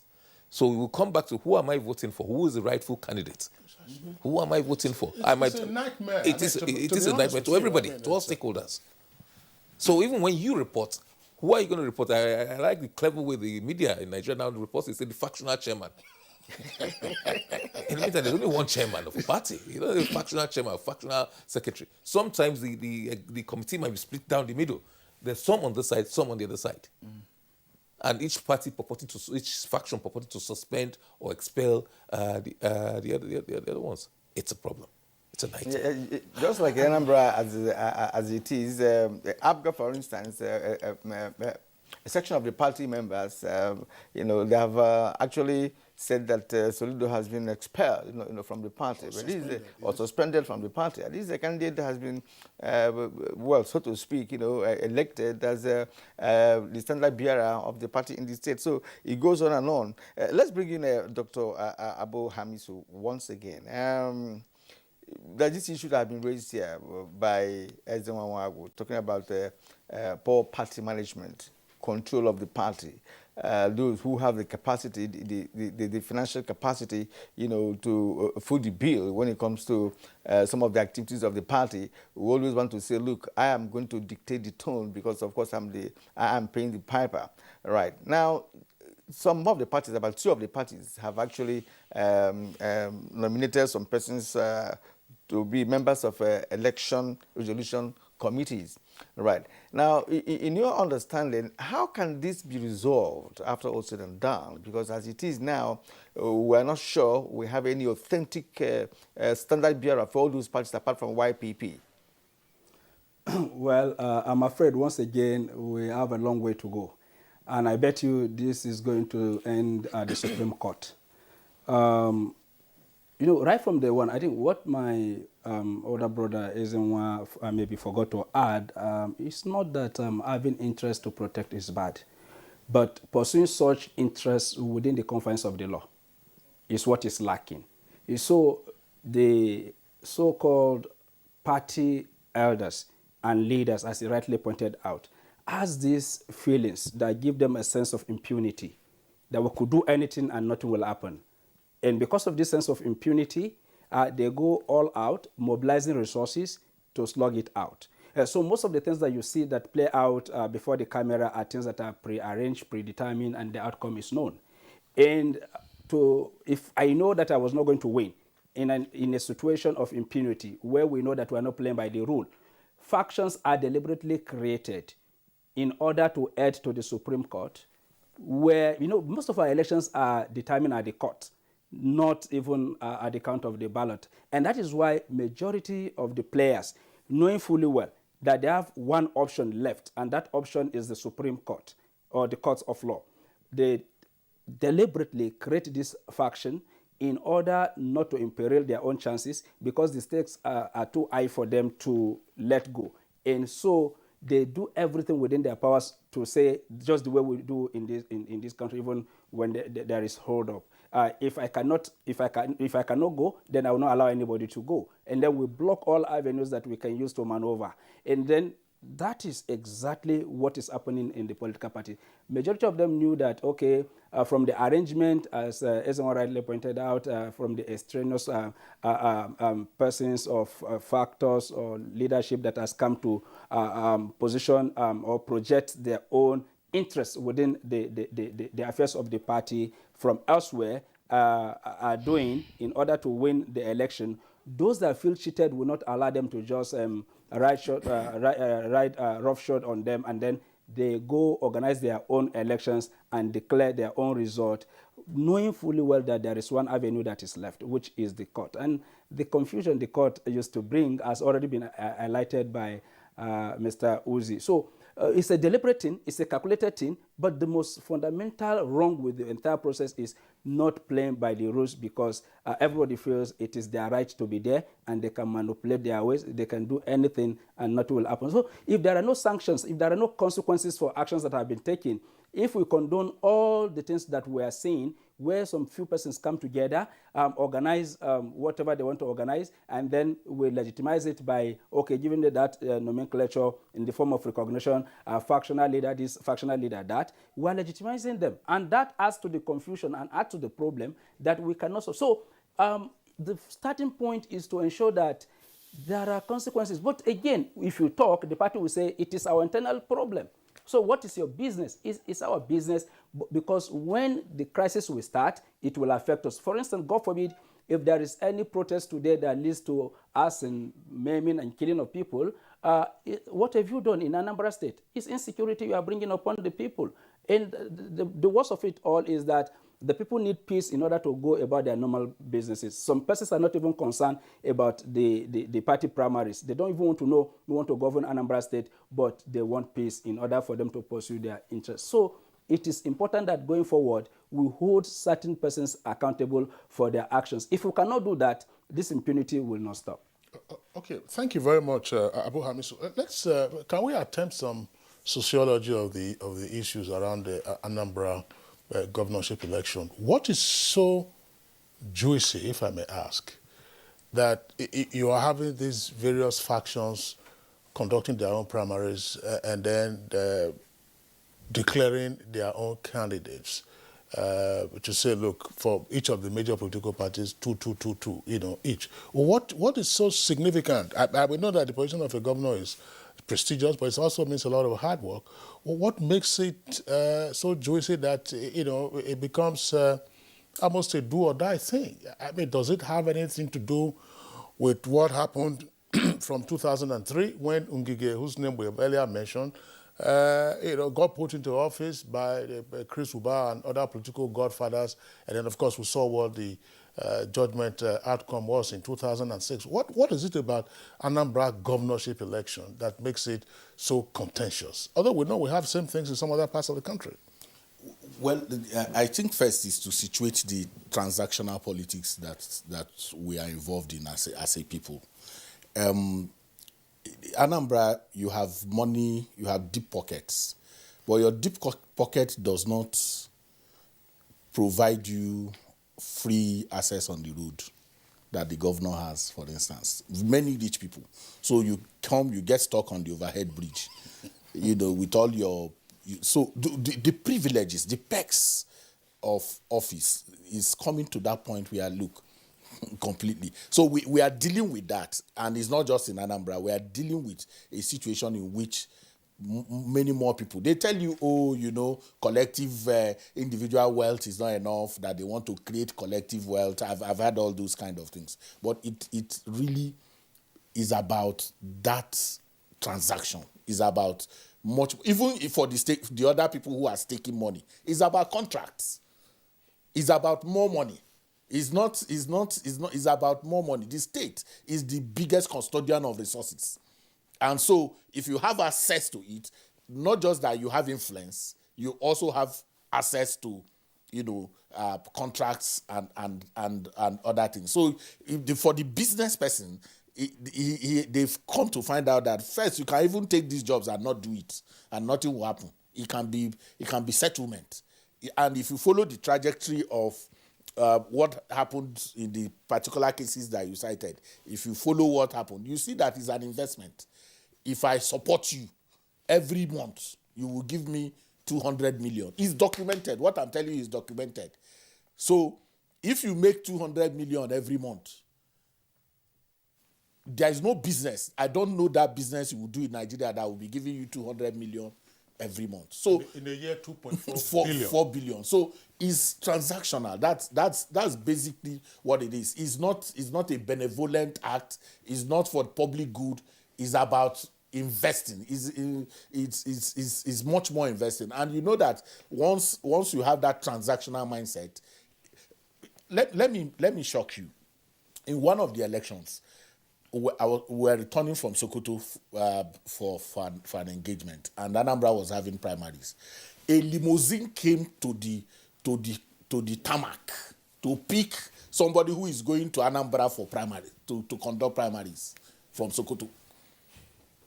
For everybody involved, for the political parties, it is transactional. We don't like to say it. These committees, the people that will set, if you see how they are chased round the country, round everywhere, to get them to do things, because at the end of the day, you know that if you support somebody who gets this office, or you eventually get this office, it is much more money for you. So that's the mindset that drives what we are talking about. It has nothing to do with even the ones who claim that they are so rich that they don't care about anything. Then it now comes to that point where, why the desperation? If you are doing so well in the things that you are doing before, that you now want to help the people, why do you want to cause crisis to help the people? If it has nothing to do with, if it's about helping the people, you've made some money, so you can give scholarships, philanthropy. You can build hospitals, you can build roads. The access to the public till and the lack of sanctions that follow that access is the reason why you are seeing the preponderance of interest. Yeah, I mean, I sometimes hear this mentioned. Uzi, I'm sure you also would have heard this mentioned, that some of these money bags, not just money bags, people who are important, feel that it also adds to their prestige index that they have access to the government house. If I say access, not necessarily to go and get a contract, that they can drive in at any time, and then see the governor. If the governor is even an executive council meeting, they will say XYZ is waiting for you in your office, and then he leaves the escort chamber to come and see you. I don't know. The point is that some of them don't even go to government house. They sit back, they use their phone, and they use their phone where they are, and call the governor. There are people surrounding them, and they call him that say, "Come, yeah, I'm waiting for you. I need to see you now." And the governor drives. You made reference to the election that brought in Ngige, into power. Anambra is peculiar in the sense that, like you said, there are deep pockets in that part of the country, and that they're prepared to play a role politically and otherwise. That's why the question I put to Hamisu, I was talking about people who sponsor the political parties. But in this country, I don't understand why a political party will be bankrupt as a party. Why should individuals now be the ones that are sponsoring political party activities like primary elections? This is where, like in Anambra, it does places that are, look, if the party does not have resources, some persons could say, look, we can fund the party, the campaigns and what have you. No, they don't fund the party, sir. They don't fund the party. Let's party activities. No, like they elections. don't fund it. They don't bring this. This is an investment. Until you realize that it is more an investment. Exactly. They have no business investing in party. They invest in the election. The election and the party, they are not the same. Then secondly, there's a point, 2-point-something million people are registered voters in Anambra. Anambra has never hit 400,000 voters in any election. That's also so no governor has been elected by 300,000 people in at least in this transition. No. And it has over 2 million registered voters. We are not paying attention to the fact that there is, so the play in Anambra is even very concentrated. It's not democratic in the sense in which 2-point-something million people registered, and then 200 and something people elect a governor. There must be a challenge, because we must interrogate those figures and find out why the wider populace are not even interested in what they are doing. Does it have to do with the kind of politics, this kind of cantankerous politics that we are seeing within the internal party? And then eventually, during the elections, you also see control. You see this whole control process. So does it make the people not to be interested? Because within time, we also have to look at how that plays. if you have 2-point-something million people voting and no governor has been returned for more than 300,000 people, that's a huge challenge. You know, in Anambra, the business community in Anambra is not even interested in politics. You know, those who do voting are all these hired persons, the Iboros and they what talk have you. about it, but they don't vote. Osaze Uzi, sir, the Anambra election, as some people have described it, is going to be a litmus test, you know, for INEC with respect to the 2023 election, and perhaps other elections that will come before the 2023 election, right? Now, with what is playing out in the state at the moment, how would INEC position itself? You have talked about the issue of, well, when the parties now nominate different candidates, you know, primaries and all of that will produce two candidates and what have you. How would INEC, you know, be able to meander around this to see, look, when a party finally says this is our candidate, then INEC will prepare to work with that candidate. How will INEC play this game now? Because as it stands, if the parties come up with the factions and all of that, and elections will go on, you know, we're not going to change the date of the election. So what will be the position of INEC, you know, in trying to say, look, this is authentic candidates we're going to deal with in a particular party? Well, I no longer work for INEC, so I don't know what the official position will be. But from your experience, from antecedents, I think they'll wait for, if there are conflicting court orders, as there are already in one or two of the political parties, then it will continue to fill the candidates. But next couple of, within a week of receipt of the list, it has to publish the personal particulars of the candidates. There will be a challenge if there are two conflicting candidates. So the choice is either it will publish both of them or it will withhold it. But if it's at the time of declaration of results and the particular party has not resolved its legal issues, then it will withhold giving certificate to either of the claimants until judicial intervention. We know the outcome of that judicial intervention. So whatever the court says, fine.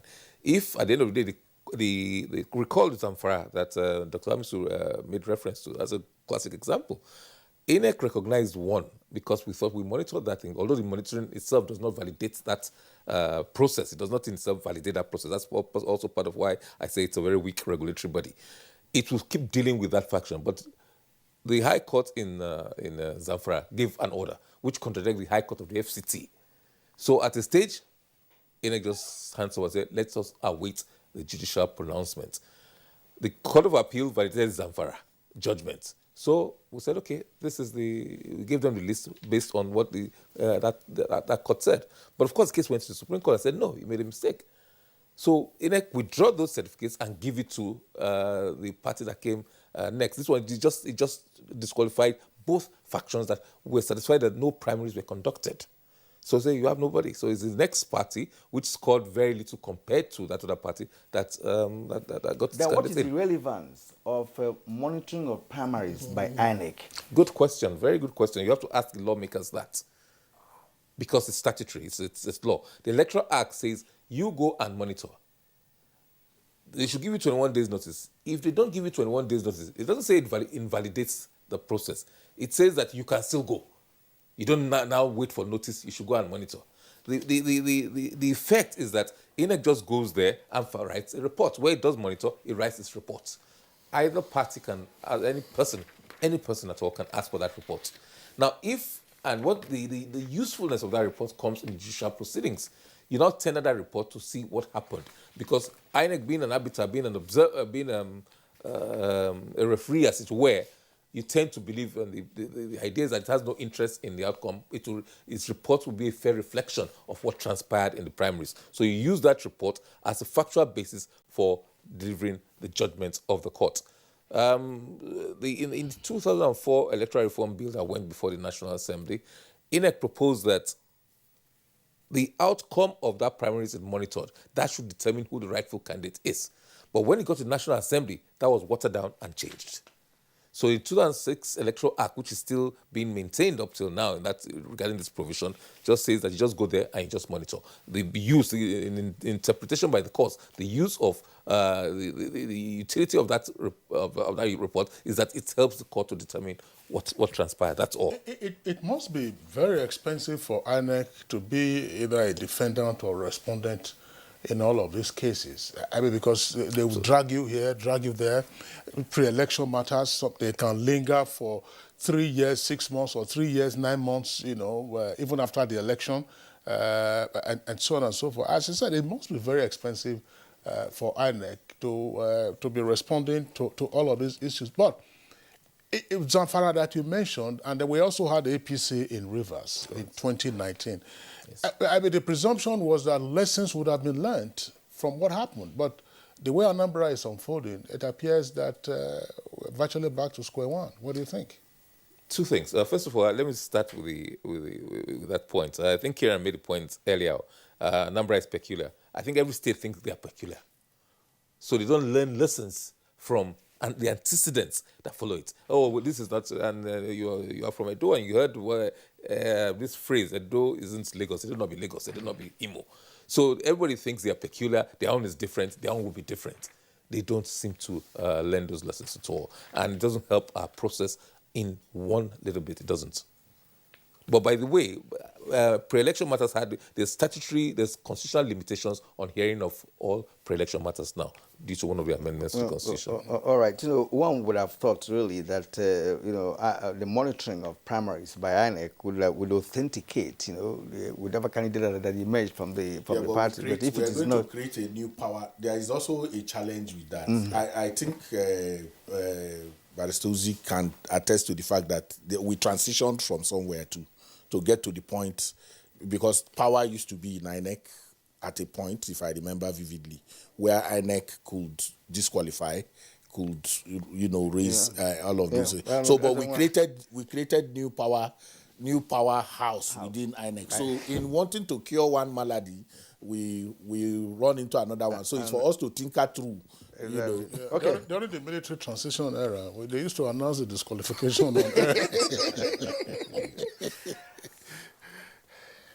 All right, we have to conclude this segment of our conversation this morning. We'd like to appreciate our guests who made it possible for us to dissect this very important topic. Oluwole Osaze Uzi, former Director of Voter Education and Publicity, INEC.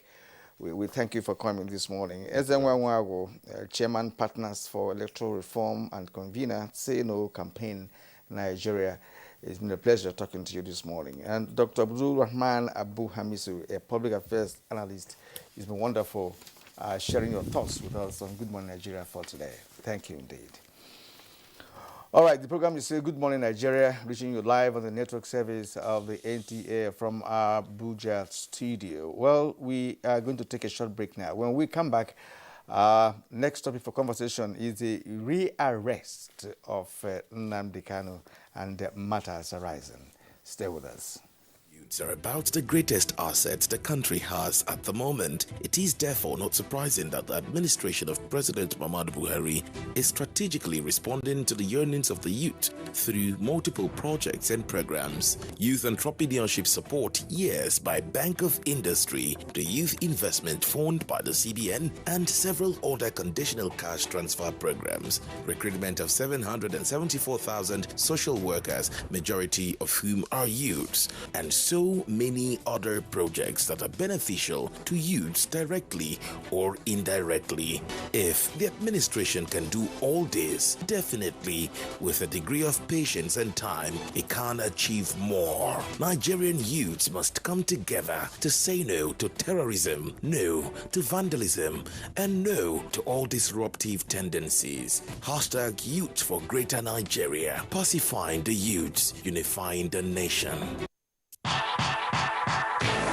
It's the dawn of a new era on NTA's flagship program, The Sports Parliament, revitalized with lots of varieties, including feedback responses from viewers. Sports Parliament, the weekly sports show that exposes all the intrigues in the Nigerian sports sector and projects an agenda on the way forward for Nigerian sports. On NTA every Thursday at 10:30 p.m., running for 1 whole hour, discussing sports. The parliamentarians are more committed than ever to enlighten the viewers as the Sports Parliament takes it to a whole new level on the floor of the House. Keep a date with the Sports Parliament as motions are moved every Thursday on the floor of the House. Mr. Speaker, with his gavel to harmonize sports resolutions. The Highs have it.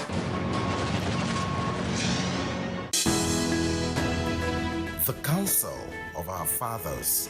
I will urge and advise our younger generation to use talent and brain to sort out problems, not arms. Nigerian youths, let's build our nation together.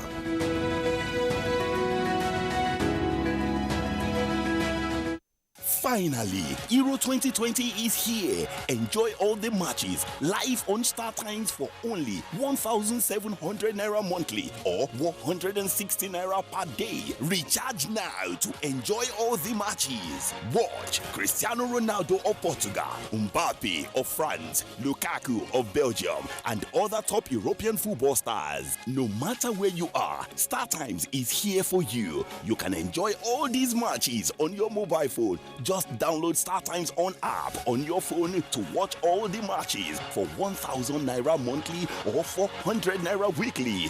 Recharge today with 1,700 naira monthly or 160 naira daily. That's right, you heard me. On StarTimes, you can watch all the matches with monthly subscription of 1,700 naira or daily subscription of 160 naira. Terms and conditions apply. StarTimes. Enjoy digital life.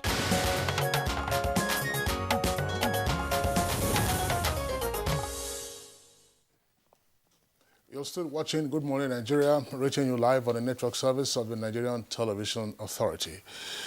Yesterday, Tuesday, the Attorney General of the Federation and Honorable Minister for Justice,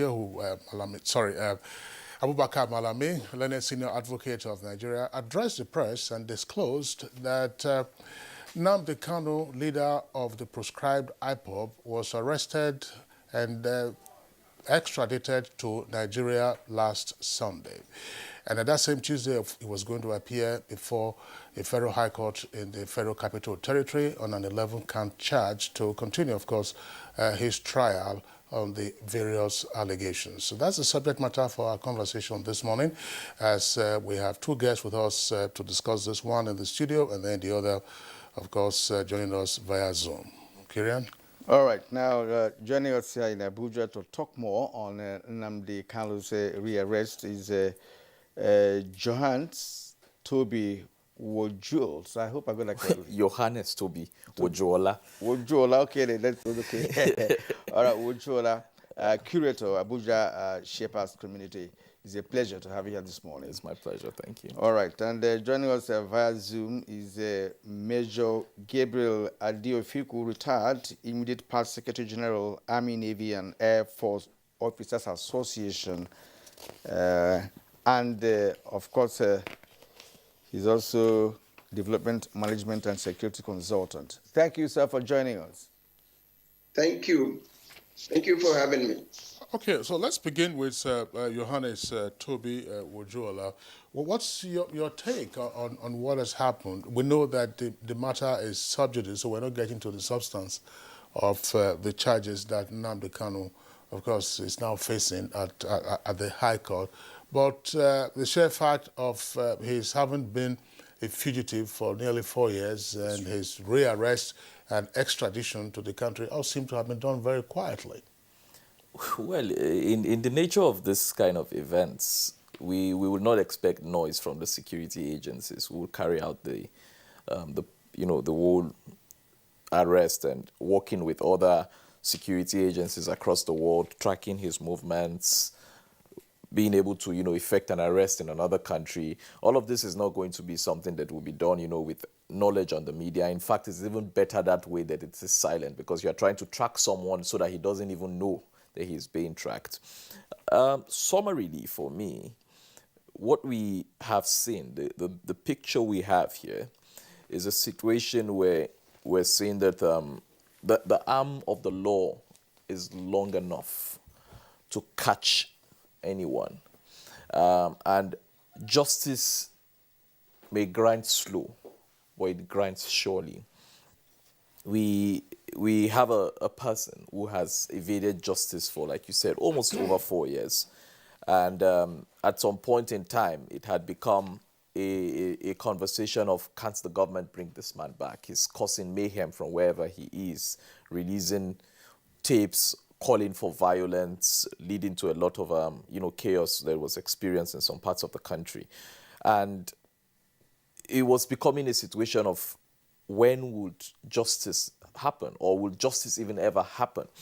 But we can see that the silence of government, the silence of the security agencies when these questions were being bandied, on the media space, when would justice be achieved on this matter, did not mean that they were not working.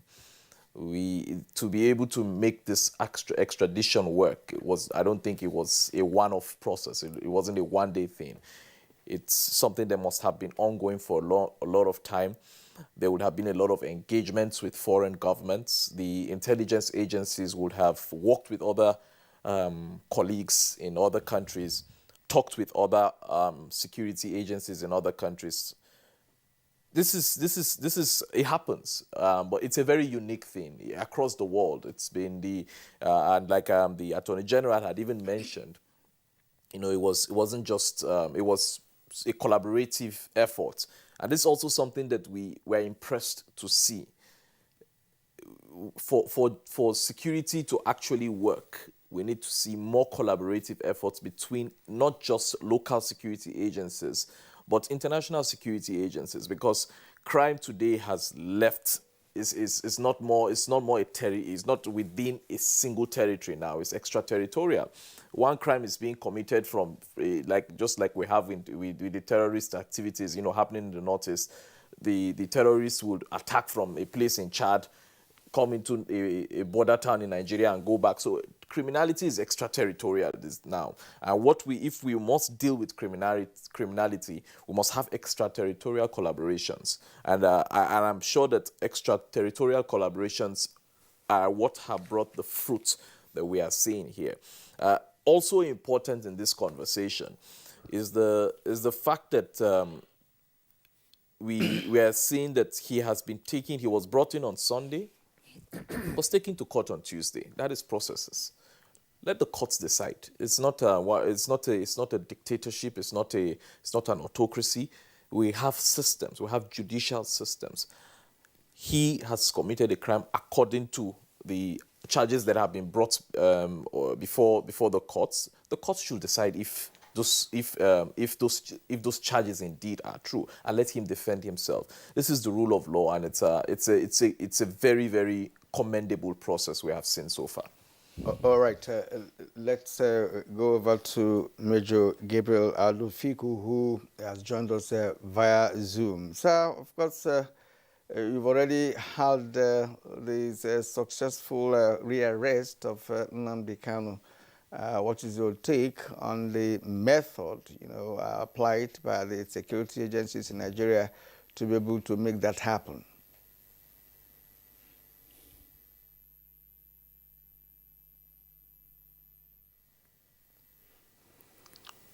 All right, we seem to be having difficulties in the connections to Major Gabriel Alufiku. So let's return to the studio here, where we still have Toby Wojola. Now, he is here, and of course he's going to face the law, as you rightly pointed out. But what does that do in terms of easing tension and other forms of criminality in the southeast of Nigeria, where of course is where he has ESN as an offshoot of IPOB? I wouldn't even limit my answer to the southeastern parts of Nigeria. It's a message to the whole country. You see, one of the reasons why we see disorder and chaos is because there's a sense of impunity, a sense that I can do a thing that is wrong and go scot-free with it. I can do a thing that is wrong and jump bail, go to another country and chill. But what this message sends is that criminality will not be allowed to fester, and criminality will not be rewarded with permission to do whatever you want to do. Anybody now who is thinking of subverting the Nigerian state or the Nigerian government has listened to a clear message that is unwritten, a message that says whatever you do, you will be held accountable for it. You cannot go scot-free if you think that you're going to want to raise a criminal network, a criminal gang, escape accountability and responsibility for the actions of those gangs, escape accountability for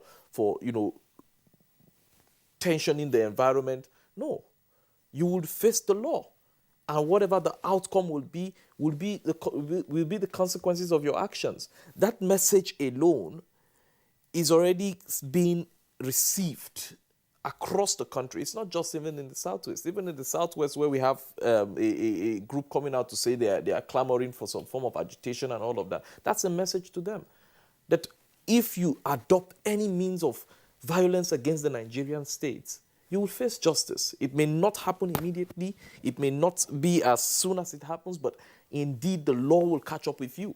And that message alone is the message that calms people down, that I cannot go scot-free, that I must be held accountable for my actions. And when you are conscious of being held accountable for your actions, then you have it in your mind to do the right things at the right time.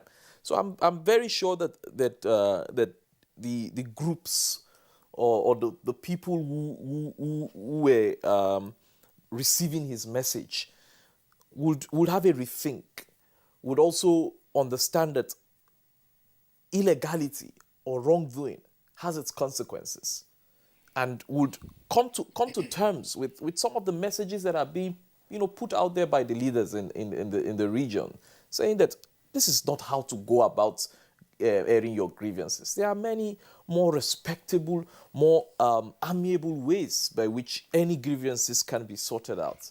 And I hope that this message is well understood and received. Okay, thank you very much, Johannes Toby. I'm just wondering if Major Adofiko's Zoom is back. Well, we understand that it's still not connecting. You were talking about the power, the determination, and also the reach of a state to act, as we have seen in what is playing out. But obviously, there's been a difference in tactics between what we are seeing in 2021 and what happened in 1984. I'm here referring to the Umaru Diko incident, when there was an attempt to ferry him from London to Nigeria to answer to allegations of corruption following the collapse of the Second Republic. Again, as you have also indicated, yes, this was a very silent operation. And I made a point while we're having a newspaper review that the Attorney General of the Federation was not in a celebratory mood. It seemed deadpan when he just announced that, look, this fugitive has been rearrested. He's going to face justice. You made a point that, of course, this sends a message. But what kind of message does it actually send? Does it also seek to compromise the right of persons to air grievances? No, far from that. Even in the bid to avoid any subjudice on talking on the substance of the matter itself, I think where there's a principle in law, where there's a wrong, there should be a remedy. Where there's an allegation of crime, the very fact that the state allows it to fester and does not hold those responsible for it gives a leeway to other persons who feel like, okay, this is permissible, to go ahead and do it. So it's what we have seen here is government ensuring accountability of the justice system. That we cannot allow a system where people would perpetrate criminality against the state and go scot-free.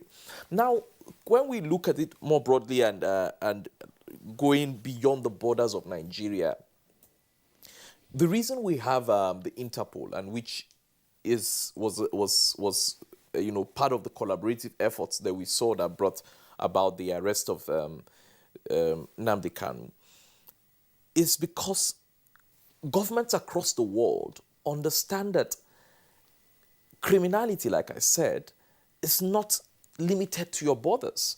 And the people can commit a crime here and run away and escape there. So there's now a consensus that we must help each other if we must fight crime. But now, the Interpol does not just throw its borders open or throw its capacity open to arrest anybody that any country brings. Or Nigeria says, oh, arrest that person. And no, there's a process. Two key things must be submitted: the full identity of the person, name, facial details, everything, all the things that you know about the person. Then the second, which is very critical, is the judicial, this is more or less judicial notice. You must produce evidence that this person is under trial in your country or has been sentenced in your country. That is when you're talking about the red notice. You must produce all the evidence that shows that he's evading justice. There's something wrong that is being done, and this person is outside, has run away. So and also the Interpol also has a self-cleansing process that, okay, it receives your notice, it must scrutinize that notice. Is this really true? Is it, and ensure that it is not being used for political harassment, for religious harassment, or for ethnic harassment. But let me ask you this, because when he was rearrested and brought back to Nigeria, a British official did mention categorically that he was not arrested on British soil. Yes. If it were to be on the British soil, do you think it would have been possible to get him arrested in Britain, being the fact that just because he's a British citizen? So that, from my own understanding, I don't think that it would have been as easy as it was now.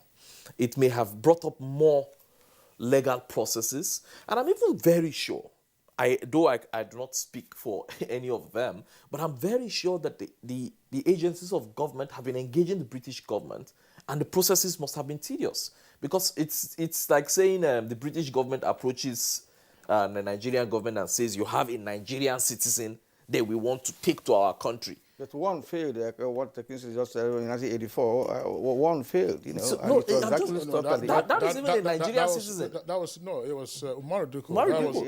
That was a kidnap. More or less. It was a kidnap, yes. It wasn't. He was snatched from a street in Bayswater in central London, and then ferried to the airport, and then of course put into a crate, to the cargo hold.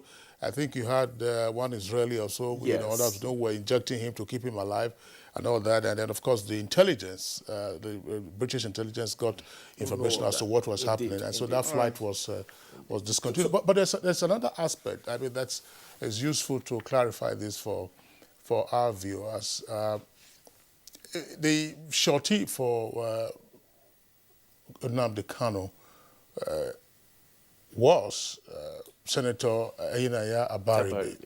And once Nnamdi Kanu jumped bail, of course, if the shorty was called in, he would also have faced the consequences. But now that he has been rearrested, and I know that in the interregnum, there were some partisan calls, for him to face the consequences of not producing the defendant at the time that he was supposed to have appeared in court. But what does that do to him now as a shorty, now that Nnamdi Kanu has been rearrested? I think even from time, he had already faced the consequences, because he had made a deposit. And once you are not able to produce the suspect, or the accused in this matter, you forfeit your bond. So I think that was the instance with him. I said I'm not being specific. But if he would the bond be refunded to him? I think he has, because maybe the bond was what was used to process it. To process your rearrest. Yeah, exactly. But in this, in any case, his shorty's hands have been washed off the matter, because the most important thing, the critical thing, is to reproduce the accused for trial.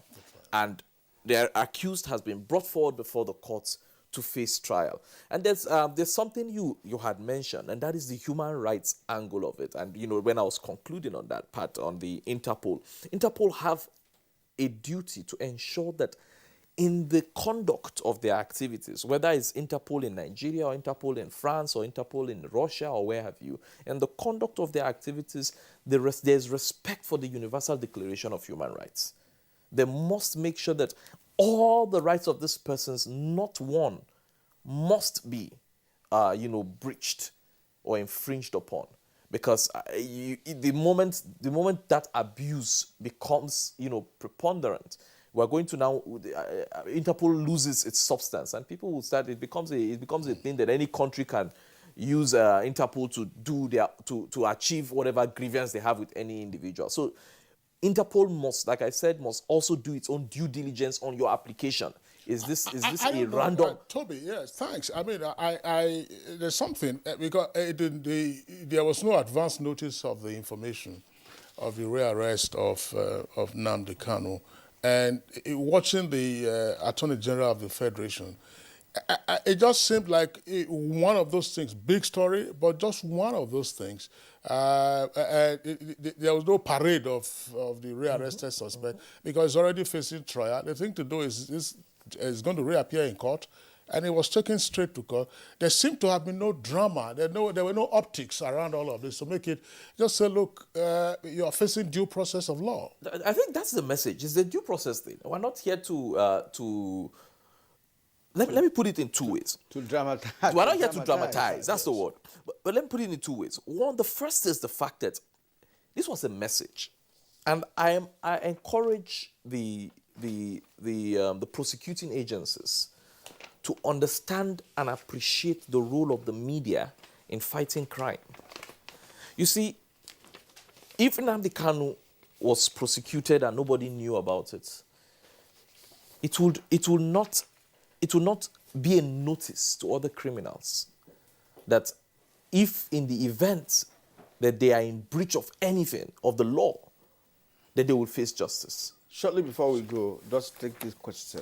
Yes. Will his arrest cripple the activities of ESN which he has formed and being accused of being responsible for burning down federal government infrastructure? I would say that the activities of ESN have already been crippled in the last 2 weeks. And this will deal more or less a final blow on it. And what we are going to now see, and I believe that the intelligence and security agencies will do, is to wrap up and clear the field. I don't know. Well, thanks a lot, Toby. I was going to say that, I mean, some observers will also see a difference between Nnamdi Kanu and Rafu Wazuruke of Masob, which had been in existence earlier than IPOB. And Wazuruke is a free man. I mean, that's, Raf's methods were not Nnamdi Kanu's methods. Precisely, that's the point. Absolutely. That's right. All right, Johannes Toby Wujola, a lawyer, would like to thank you for being with us on Good Morning Nigeria today. I regret that Major Gabriel Adofiku was unable to continue his interaction with us. We introduced him, and unfortunately his Zoom connection failed. But some other occasion, we will of course have the benefit of his contribution to whatever subject matter related to his expertise that we'll be discussing. So that's it for us today on Good Morning Nigeria. We thank you for tuning in. The program returns tomorrow, same time, 7 in the morning. Until then, do take care of yourself. I'm Kingsley Osadolo. And I'm Kirian Umai. Do have a wonderful day.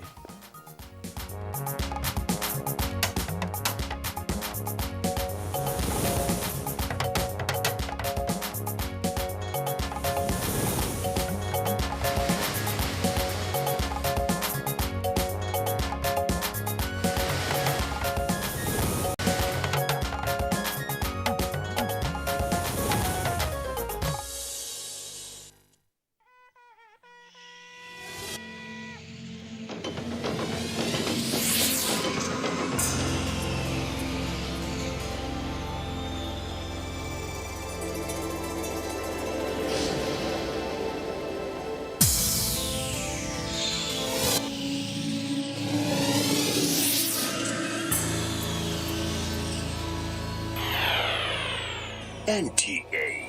You can't beat the rich.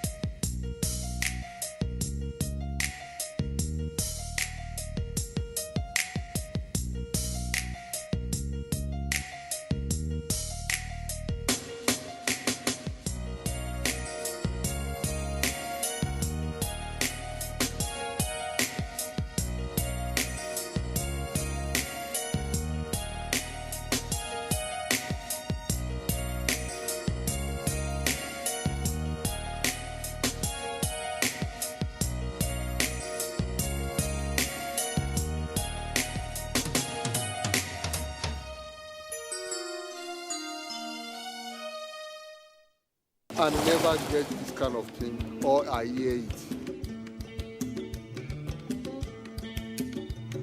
Nínú ẹgbẹ́ la wà tá a ti gbọ́ formation tíjọba tó ń ṣèrànlọ́wọ́ fáwa télọ̀ wọ́n nítorí COVID-19.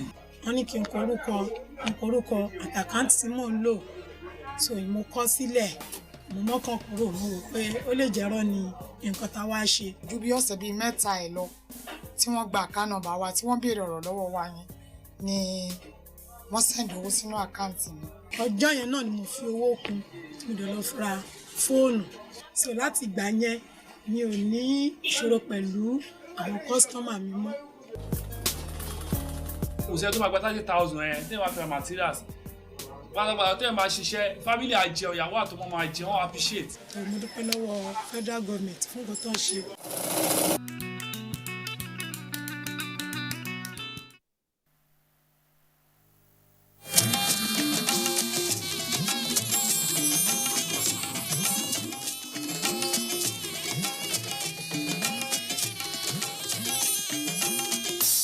This is the network service of the NTA.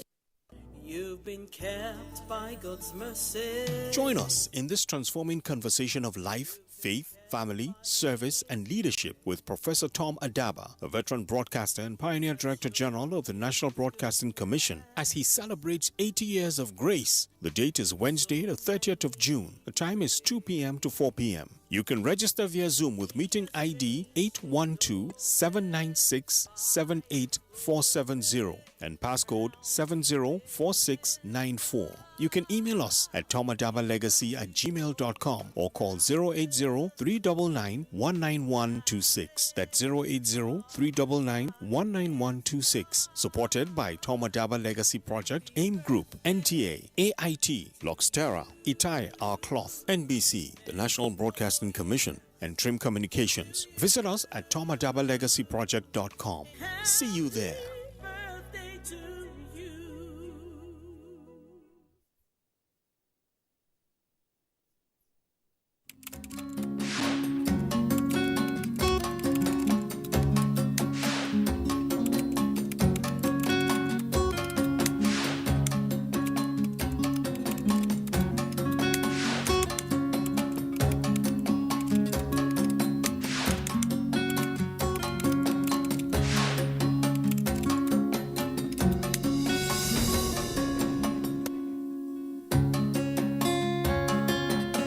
Welcome to Thoughts for the Week. I hope you've been doing very well, and I hope that the things happening in the world are not getting you down. Don't worry, they'll definitely pass. Now, let's take a look at our hands. All the fingers on our hands, they are not equal, are they? They can never be equal because our elders have said all fingers of the same hand can never be equal. That's the truth. Now imagine on your hand all the fingers were equal. In this present day world, some people would call you a freak because they'll say that is not normal. So the fact that all the fingers are not equal doesn't mean that the small one lacks more importance than the big one. Don't be surprised that the differences you see on your fingers are the things that make them work seamlessly. It's same for nature. Let's take some examples. You have the sea. On one part of the sea, you may have this beautiful level beach where you can easily walk and have fun. On the other side, you may have some very sharp rocks that if you fall on them or from them, you may not survive. Same for the hills and the valleys. Same for the ranges and the sprawling fields in front of them. Nothing is actually the same in nature.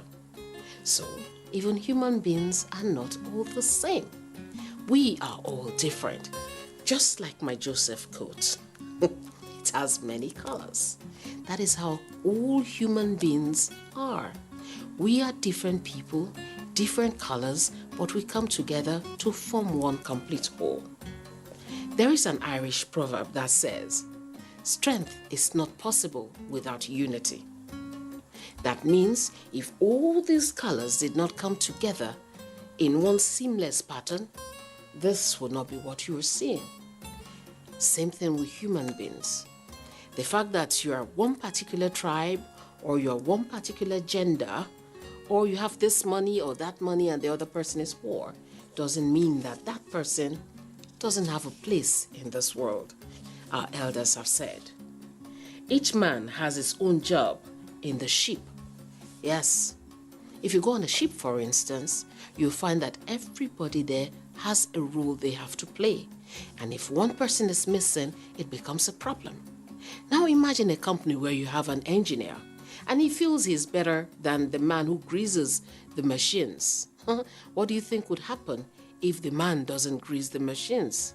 There will be a huge friction. That man in your office, again, who may just be a messenger or office assistant. You may think he is smaller than you, you don't need him, you don't do that, you don't... No. Without him, how hard can a job be? Same thing for families, same thing for everything in life.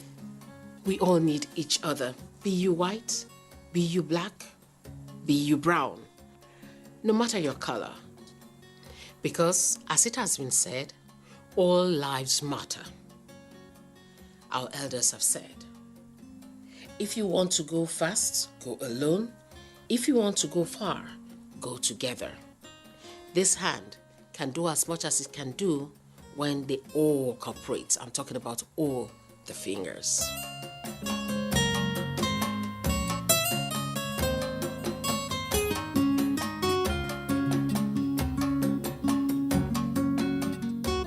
So, our thought for the week. Do you think you're better than that very person sitting next to you? Do you think you're better than the people helping you in your own home? I think you should think very well. So, let's respect one another and let's move in this journey of life peacefully. I'll see you next time. Till then, take care of yourselves. Bye-bye.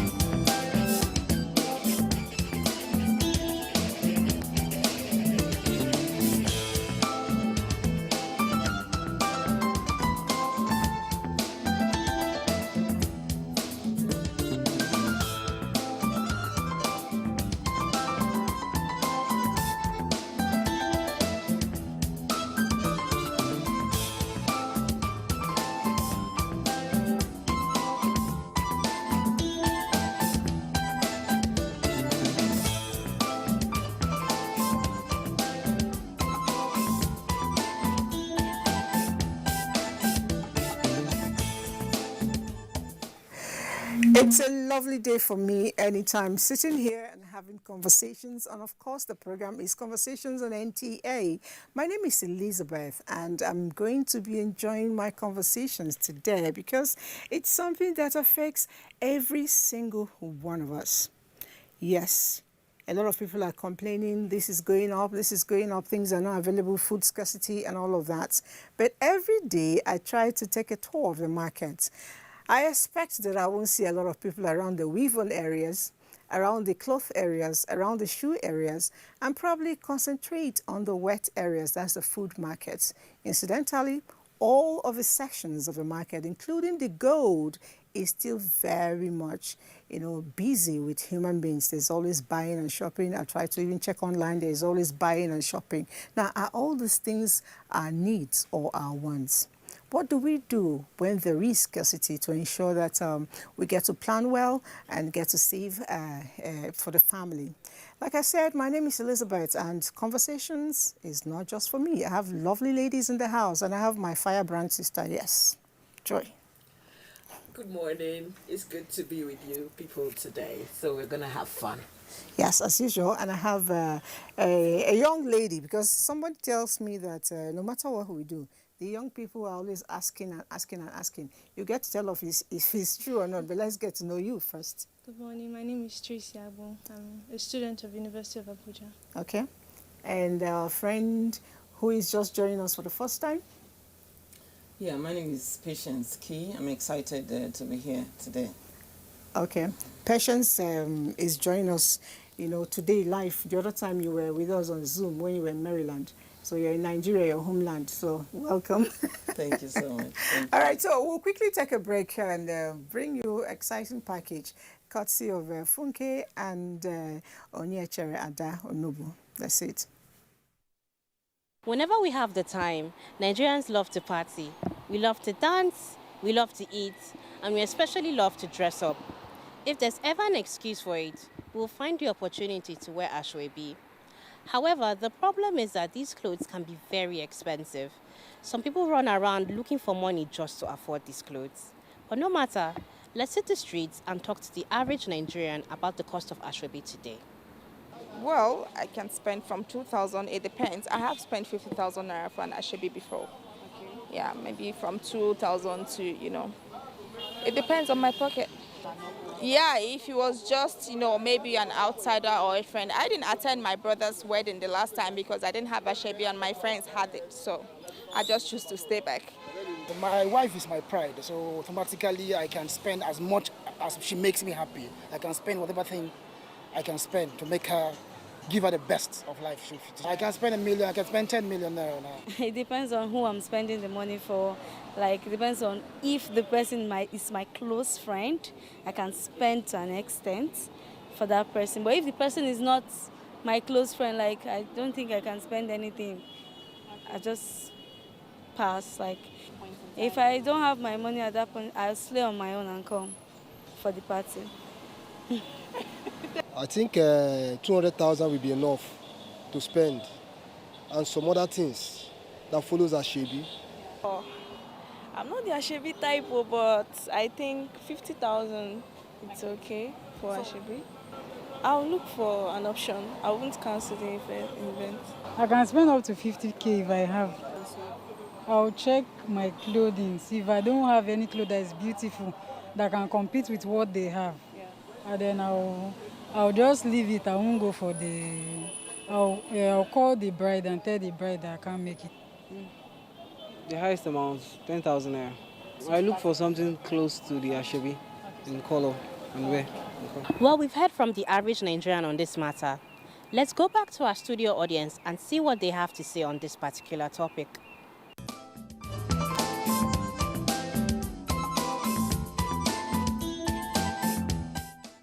Joy, please, did you see what I saw? I'm not even sure how to... Did you saw what I saw? It's crazy. How can a student be talking about 50,000? As I was saying, I was like, okay, 50,000, I can buy electric bill, I can buy fuel, I can... You're laughing. How much do you spend on Ashebi, Chelsea?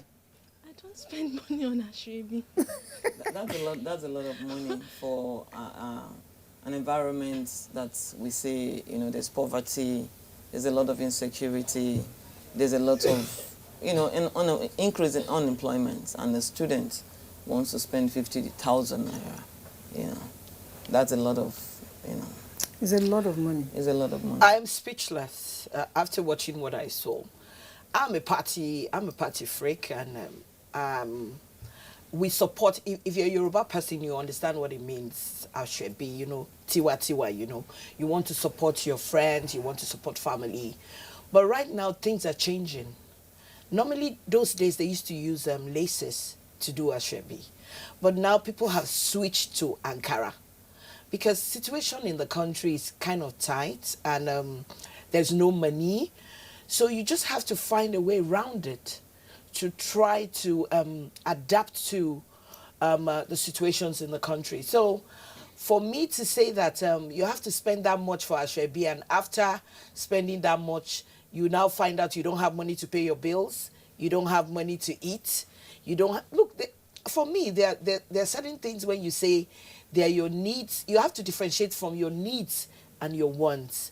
Ashebi, for now, I think we have to cut it out of our normal life and choose colors. It's actually a want. Like what she said, cutting from, going from laces, because lace is very expensive, depending on the quality you want. So Ankara is very trendy. Look at the beautiful Ankara you have. You can design and do a lot with it, and it's less expensive. Yes. She just talked about buying the clothes with 50,000. She's going to make it. She's going to take it to a seamstress, and that's another price. So we're looking at like maybe roughly 80,000 for Ashebi that you... Most times when we do Ashebi, we don't wear it the second time. No, we don't. Exactly. Because you don't want to... Because everybody knows what that this is Ashebi. Exactly. So people just say, after they wear it for that event, I cannot wear it because they will know that it's Ashebi. So, and this Ashebi, as we're saying, we have not talked of makeup. Yeah. We've not talked of the gele stuff. So, and let's see, shoes, bags, accessories. And again, we should also look in this aspect. Maybe the parents are helping. You never can tell. There are some students that, their parents are, well enough. Not all to, parents. I said some. Because most parents even don't buy their Ashebis. They tend to choose colors. The thing is, I have grown-up children, and I don't think I've ever given any of them money for Ashebi. I haven't. Because like you said, I am not even one. If your Ashebi is beyond that Ankara 3,000, 5,000, I am not game. No. I will ask you, please, do you want me to go and carry my children's school fees to pay? I mean, I understand the meaning of Ashebi. Ashebi is uniform, isn't it? Yes. So if I wear red, yes, and I ask my people to wear red all through, what's the beauty of it is, on a camera or somebody who walks into the hall, that uniformity makes it beautiful. It makes it, when you begin to put price, and there are sometimes I hear people tell me I have a Ashebi of 50K, there's one of 30K, there's one of, it depends on your class. I say, please, you have one for 5,000 because that's my class. I am a civil servant. I cannot go and steal. So if people have to attend weddings and all of that, like colleagues, their younger colleagues who are getting married, so will I tell them, look, Fatima got married last month. Yes. So we cannot have another wedding this month because I've spent the Ashebi money. Nope. The more the merrier, but then let's cut down the price. But moving away from Ashebi, okay, just before we go, there was something else I heard there. Somebody said, I would rather not attend the wedding. I was going to say that, yes. Yes, I'm one of those, I'm going to be very honest right now. Something happened some weeks ago, and it was pertaining to Ashebi. But very strange, the Ashebi was 7,000 naira. I felt very pained that they gave me an invite without the Ashebi. Not because I just felt that it's not that expensive for you not to tell me. So if you can give me an invite and you cannot give me the Ashebi, that means for me, we're not family. Was this person family? No, it's not family. This person, we've been friends forever from school. Mm-hmm. So I just felt that why would I be sitting in a gathering? You have 100 people there. I'll be singled out with no Ashebi. So I rather took that option not to attend. Or maybe she thought the 7,000 was too cheap for you. No, because most of the people who were in that event, are very rich. So if you can give me an invite, no, the thing is that they forgot. So I'm taking it that Ashebi it's we family, friends, and all that. So if you think I'm not good enough for Ashebi, then I'm not good enough for an invite. You know, that's my maybe it was oversubscribed. That's another thing. Yes, it could have finished. It wasn't oversubscribed. You know, let's not go there. I'm just using myself as an example because most of the time it's better you use yourself as an example. If you don't give me the Ashebi, I will not attend. And most people now have decided. And then if the Ashebi is too expensive.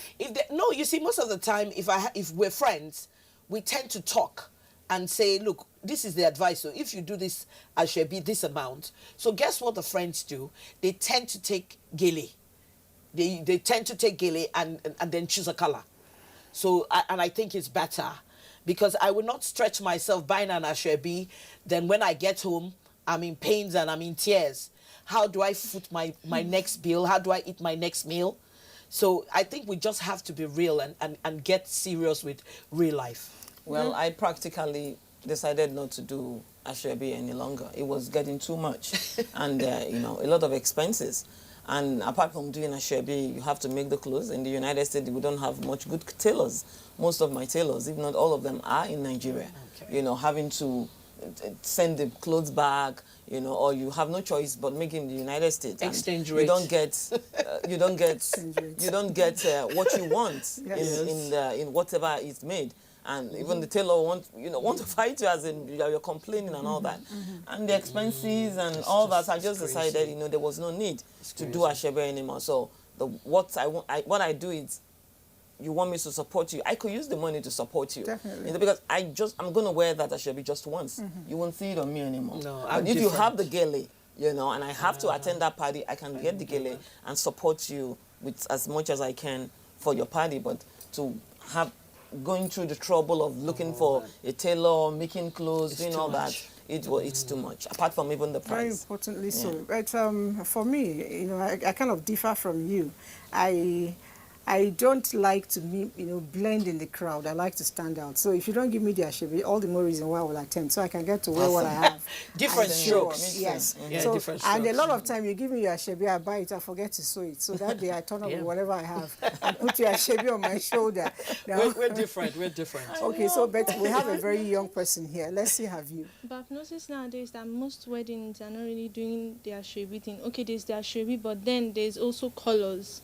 For people who do not want to buy the Ashebi, so there's the color of the day. You can actually wear the color of the day. I feel as if that's a better option for people, even monetary-wise. Like, you can go to your wardrobe and actually check for Ashebi.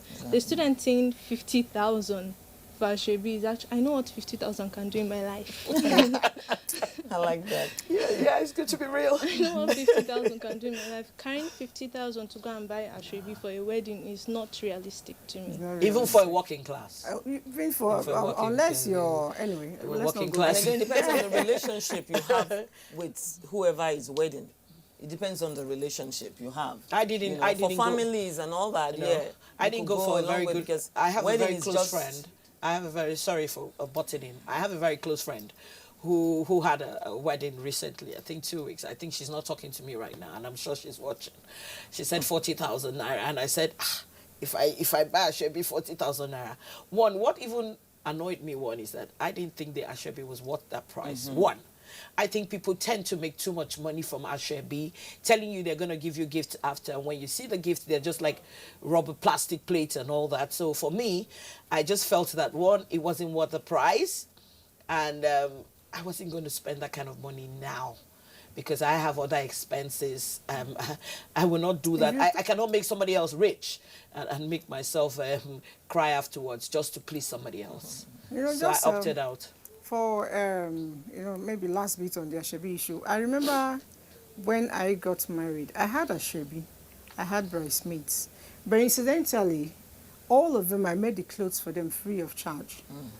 I only grew up, to find out that people need to pay for those things. To even be in somebody's a wedding as a bridal train, you pay for it. Yeah. I had bridal shower, bachelor's night, and all that. every single clothes my friends wore. You paid for it. I paid for it. All they needed to was do was then. go to the tailor and give their measurements. That was then. That was the way it was done in our place. Okay, but Ashebi is not the only thing that bites into the economy of a family. Like I mentioned, I try to go through the, stories, headlines.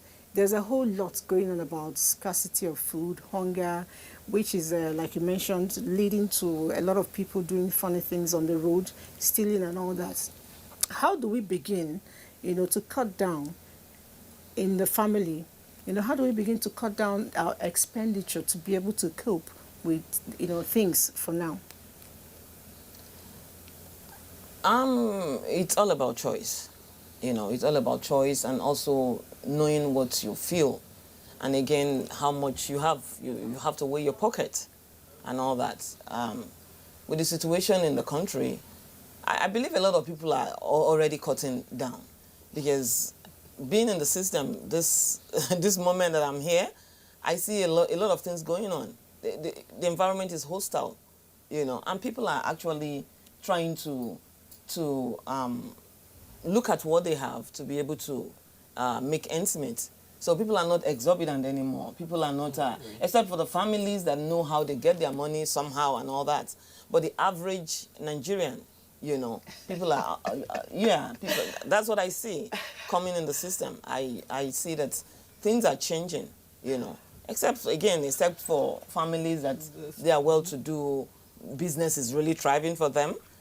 Even in the United States, a lot of us are even cutting down because with this pandemic, businesses are affected, homes are affected, jobs are affected. A lot of millions lost their jobs, So it's not just happening only in Nigeria, but being, with the situation we're facing with insecurity, high unemployment, people are actually, trying to work the way they need to work to make ends meet. I'll butt in now. What you just said, I always use myself as an example. I like that. I like to eat native chicken. Native chicken. I don't like the other frozen ones. It's hard. No, native. Native is hard. No, it's not hard. Native chicken. That's the one that has done a lot of marathon trekking and native, all that. they're different. You have broilers and all that. Native chicken is very soft. If you don't know how to cook it, by the time you go and but come it doesn't back, have everything. A lot of flesh now. Yeah, but it watches weight. That's it. so you see, you have to look at your size, and you have to find out. Look, you shouldn't be bigger than you are. Health-wise, you have to come down. So, and I noticed that the man that normally sells my chicken now says the chicken I used to buy for 3,000 is 5,500. Okay, let's cut the parts of the chicken. If I have to take 2 pieces in the chicken, what's left in the soup? So I just decided, you know what? Go and buy my fish. I like coca. I have stopped. You like coca? I like coca fish. Okay, coca fish. Coca fish. So now... Coca is expensive too. That's it. So you see... So you've gone to Titus? No, I don't do Titus. I do pala fish.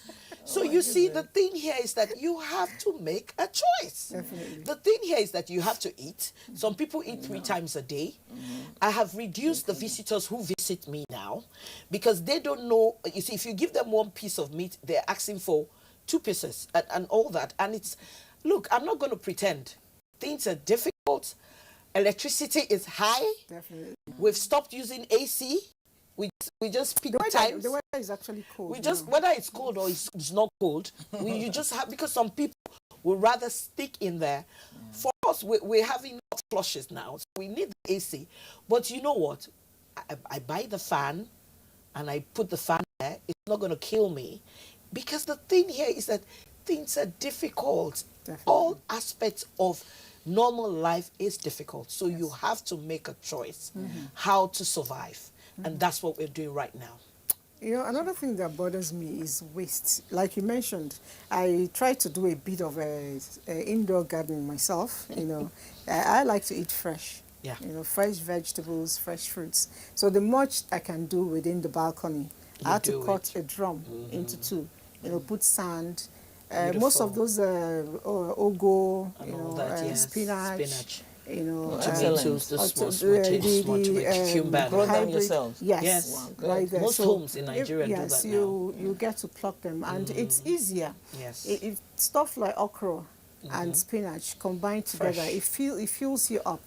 You know, so I achieve saving costs. I also achieve not, especially young people. I want to go back to you. I wish I had all the young people in Nigeria sitting in here so I can ask them one by one. They do not understand the open conflicts, and they're poor, and then they forget that air could get into it. They just dump it there. Then tomorrow they say, this conflict is testing somehow. You know, and then you go away. That conflict gets to your dustbin. I think parents should all make their children work for what they do. You know, for everything. Not like very hard work. If you spoil something, you know, you should be able to be accountable. I was telling you something behind camera. My kids know. For everything you spoil, we have a bargain. We have a bargain, yes.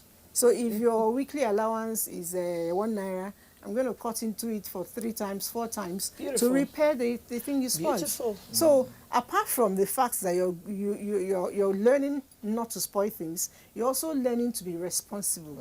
You know, to meet up tomorrow. Going back, how can we begin to salvage that? You know, the training of the children to ensure they keep up with the times. People wait for teachers to train their kids, and teachers in school. Teachers in school. They don't have that kind of time. Parents have, I don't know, they've forgotten their place in society. Because when I was growing up, one thing my mom always used to do, they never used to give me meat or water. They give me the meal first. Then when I finish the meal, that's when the meat comes. Why will you eat meat? Are you a thief? No, because meat is because I noticed you eat the food first. No, meat is compensation for eating the food. I had some friends who will eat the meat and then leave the food. And you see, the thing here is that even egg comes after. No, but that's it. But I see many parents these days. They put all the stuff on the table. For me, it's waste. You should be able to know what's in the table or what's supposed to be in a plate for kids. Because you see what happens is that I didn't used to have water, I didn't used to have meat. And they always used to tell me, anything you take, you must finish. The wastage, when I go to places and I eat the Shelly parties and I see what people take, you are taking swallow. You are taking rice with the swallow. And I just can't comprehend. You're overworking the system. So that's it. So I think we have seen too much. We've gotten too much. And we don't know the difference with waste and no wastage. So right now, they don't have to tell you. Anything, and I think now you have to give portions. That's why I always tell people when you go to parties, don't let people serve you. You serve. Yourself. Yes, you serve. Because if you have to, that's why they use those scoopy things to scoop. So, and I think that some people just want to be bloated and too full. So you have to teach your children from the house that wastage is a no-no.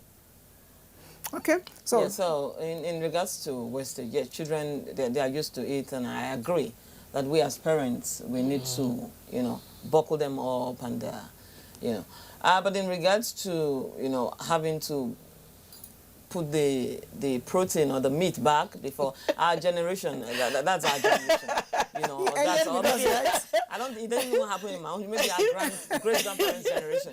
We should not bring this in modern life. Things are 21st changing. century. Actually, the children are the one who needs the protein. You know, we still eat meat. Like in Nigeria now, oh my God, I mean, looking for ram and chicken and all that. We don't really need it. So, but it's still good. It's a bodybuilding element and all that. But I don't agree that you have to just strip the children and give them later. But then, again, I agree with the portioning.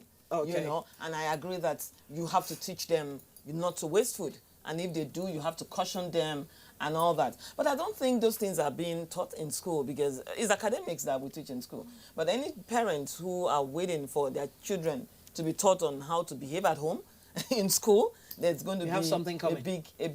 That's a big problem on its own. But wastage, we need to curb our children and train them aright. Let's hear from Tracy. Tracy, how do you help don't. Your mommy is watching, so don't lie. How do you help to ensure that there's no wastage at home? At home, it's my mom that really takes care of that one. She calls you to the kitchen when she calls everybody, including my brother.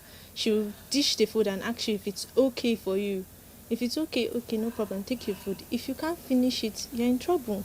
Because she's the one that told you, you said that it's okay for you. So why are you saying that you cannot finish it? She'll force you to finish that food. Are you serious? Yeah. Because you have to finish it. You said it's okay for you. You keep it and come back and you come do that too. Yeah. There was a time I said I will feed you. No, but some other parents, you know what they do? You eat it later.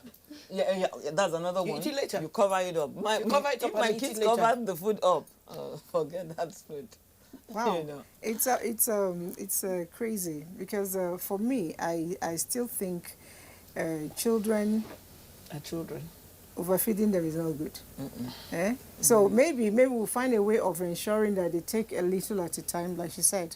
And generally, I tell women, because of hard times and also because of proper feeding, almost everything we eat, we can cook halfway.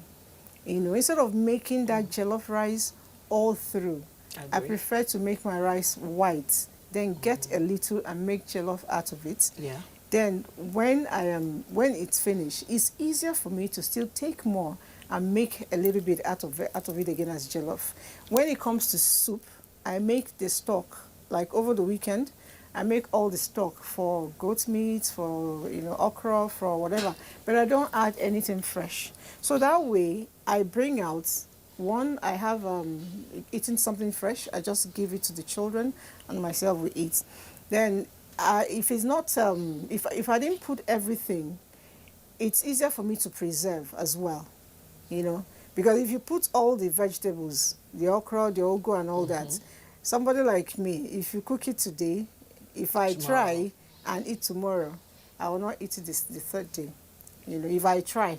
So that means it's going to waste. So that comes to preservation too. Yes. In our society where we know our power system is different. So I know, I'll be talking differently because I really do not have that time to cook white rice. And tomorrow I want to make it to jollof rice. I don't have that. They may not even see me. Even if these days I work from home, it's very busy. So I just cook, portion, put in the freezers. So but our society, because of the light system, the power system, and all that, it's difficult because the wastage will continue. When you cook a big portion, and you can preserve it. You cannot refrigerate it. Then that's a big but problem. do your kids? Do your kids eat the same thing? That's another thing people do and waste food. For me in the house, every single food cooked, everybody must eat it. Yes. I've seen a situation where nobody has time to be somebody cooking told me, this person doesn't eat macaroni, this person doesn't eat. So for every day, she cooks like 3-4 different things. It's a waste. No, but that's why. That's waste. That's why most of the time now, what the kids tend to do, they do Indomie. No, who is going to give Indomie? No, I don't understand. Why do we just love this Indomie in No, Nigeria? it's Nigeria's Indomie. Noodles I can don't handle Indomie. I can stand it. I can't even stand everything about Indomie. But I just realized that most kids, they said it's a fast way of eating. Not even only kids. Food now for adults. So that they tell you that it's healthy. They put green peas. It's not healthy. They put carrots and all that. A lot of processing. Yeah. But you see, like my own house, it's like different kids from different tribes and different families. One is Igbo, one is Igala, one is this. So I noticed that even when I was with my auntie, I hated meggery. I hated bean soup. So that day, I always say I'm fasting. and I always tell people, if you go to somebody's house and you're given something and you can't eat, don't say you can't eat it. And that's what I did all those years and I didn't die. I always said I was fasting. You understand? Yes. But now this one will say, no, we are not this tribe. This is what I want to eat. Okay. I am not this tribe. So will I sit down and look at my family and not give them these meals? No, but there's a common meal for Nigerians. Apart from that, I actually think that they should learn to eat it. Well, maybe you have the time. I have the time, and the thing here is that I teach them to cook those meals. So if I'm not cooking, and you can eat what I'm eating, then you cook your own meal. It works for you, but it's pretty expensive. It's pretty expensive because I would rather, you know, when I'm going to drop the menu, I'm not going to drop menu and say rice, yam. Maybe on a Monday, if there's Igbo, there, I write Igbo. On Tuesday, I write Igala. On Wednesday, I'll write Hausa. On Friday, you know, so on a Monday, all the Igbo foods, everyone is happy. All of us gets to eat it. Because the truth is, your environment has a lot of people. So you're the problem? So she's actually the problem. So I know. You're the problem. So there's diversity in your house and you're creating separation. Okay, so somebody is writing us here. Let's quickly say, wow. I also understand that it's very well that, yes, the economy is hard now, and it's important for us to cut down on spending, especially me that don't have a financial, you know, the message is not quite clear, but I hope you will be able to write back again and let's understand what you said. She doesn't have clearly. She doesn't have fun. I think so. That's probably what she means. But more questions are... Business is not thriving and it's not easy. You know, financially she's not there. She's not capable. Okay. Good morning, Mas. My name is Nwakudo Vitanus. I like your program, especially this particular one. But please, you are hiding. That's my young friend there. Make her visible. Please, Tracy. Tracy, they want to see you. I'll make her talk. Okay. Vitalis, don't worry. Tracy is going to talk to you real soon. As for me, I can't spend much on Ashebi because I can't displease myself with the way our economy is just to trend. But because of trend, some people go extreme on Ashebi. That's Duzi Naughty from Abuja. Thank you for writing in. But let's have a Tracy talk to Vitalis. He says, I'm hiding you. You're not even sitting close to me. It's okay. So I'd like to know, what are the ways you think young people can begin to, you know, preserve and save costs, especially those of you in school? What do you do? I know before you could buy a lot of things. How do you save costs as a student? As a student, it's not actually easy to save costs because little things come here and there. So it's not easy to save costs? It's not easy because as a student, little things come. Before you know it, you have spent money here. Before you know it, you have to pay for this one. Yeah. Actually, before you know it, you have to pay for this one, and then you're in school, you're hot. Okay, you buy this Coke, you buy that one. You withdraw 1,000, 2,000 before the end of the week. You don't know what you have spent the money on really. Okay, wait, you go to ATM and carry 1,000. That is what most students actually. Most students. It depends on there's some people that are very conservative. I was a spender. I have to buy everything that I need. Thank God for the provision. There are some people that, you know, what they bring to school, oh my God.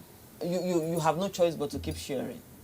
You know, and that's what they have. And they are happy with what they have. All they just wanted is this education, you know, to prepare them where they need to go. True. You know, and, you know, they just have to live that's the way it is. You know, Tracy, again. And there's some people from rich home, I'm sorry, there's some people from rich home that knows how to mine. Yes, they really know how to conduct. They will even come to you to help you finish yours. Are you serious? So it's different folks and different oh my folks. God. Yeah. But there are students that are spenders. Everything has to be in the room. I did that. You know, for some students, what pushed them into unnecessary spending? I didn't say the type you're peer talking pressure. about necessary. It's peer pressure.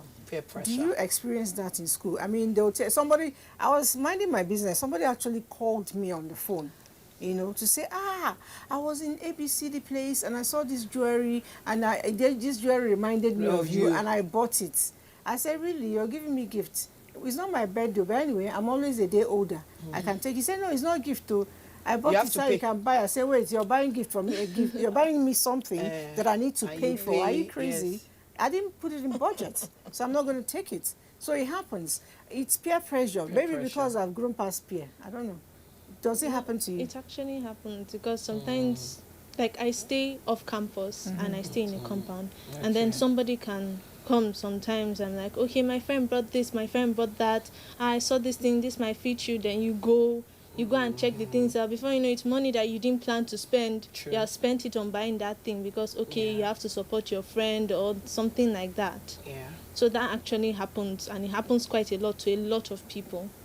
All right, and if you decide not to really follow the trend, you know, does it make you, Tracy, feel left out? No, not really. Doesn't make me feel left out because I know that, okay, it's not only me in school. It's my brother and I. Oh, okay. So I also have to watch out for him, take care of him.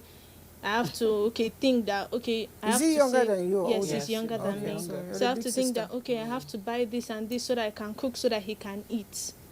So sometimes I have to weigh things, and I don't have to be disturbing my parents all the time for money. They've already given me this particular money. Going back to meet them for money, it's not actually fair. So you have to, sometimes you just need to think and calm down. Okay, you cannot do this at this particular moment. It's not worth it. And you see, this peer pressure actually leads some students, like she described, who they just want to do because my friend is doing, my neighbor is doing. That's what leads to prostitution in school.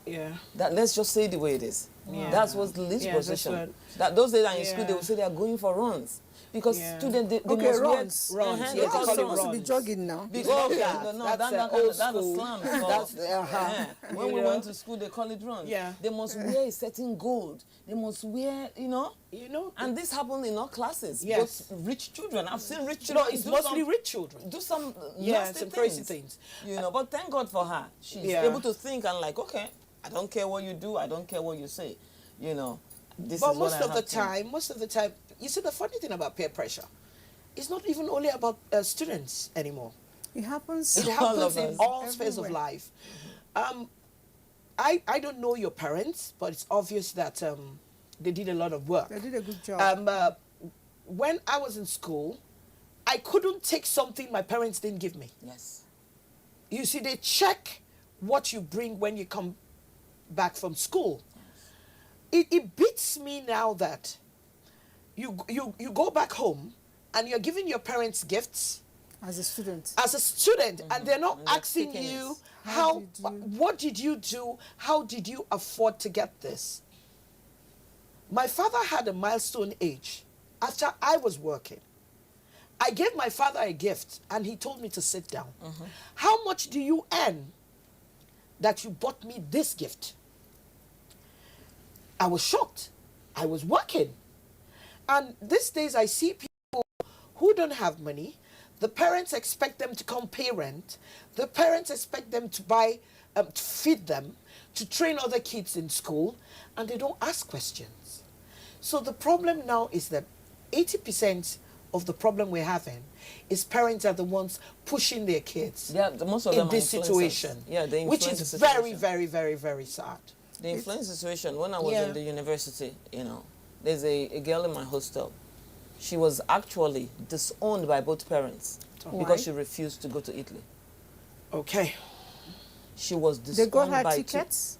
I don't know what they wanted, but they just wanted her to travel abroad to go make money. Yeah, because other kids were doing it for their parents. She was disowned by both parents. She refused to go. So peer pressure, it's a big thing. It's most sad. parents, some parents are influencers of this.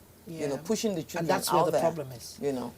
Sometimes it's not even people that are pressuring you. It's just you. There are people that I feel as if parents and people in society do not acknowledge people that have low self-esteem.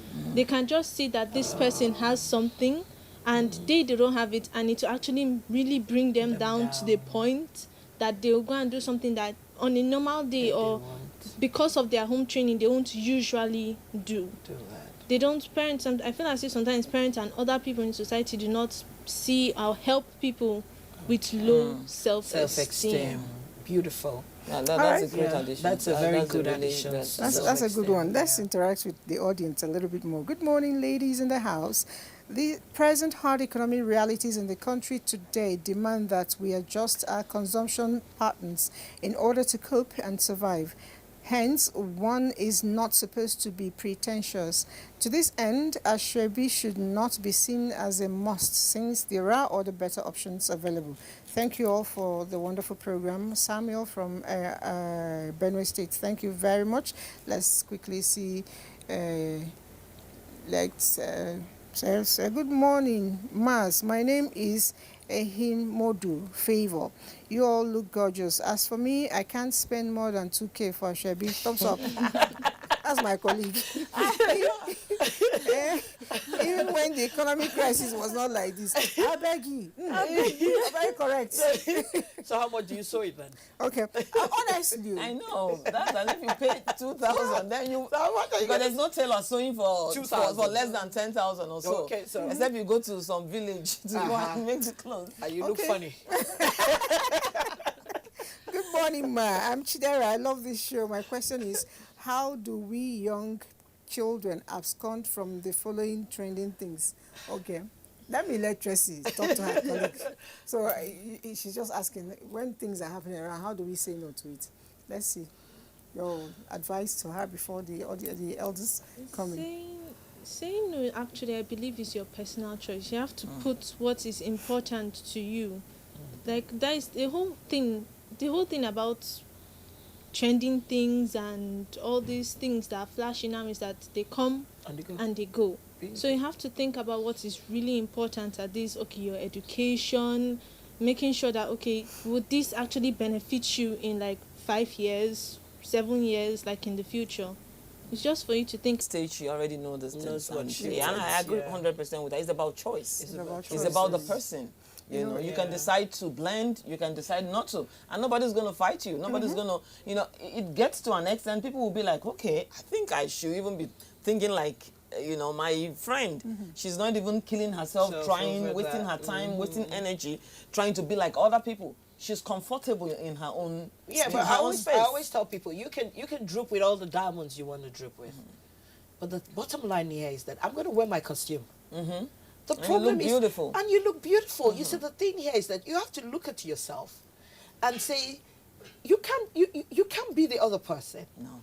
We're all unique. And you know the thing that makes me laugh is that the people drooping with diamonds see you and they're envious of you. That's true. So I always tell people, things that I cannot get second-hand value for, I really don't dabble into it.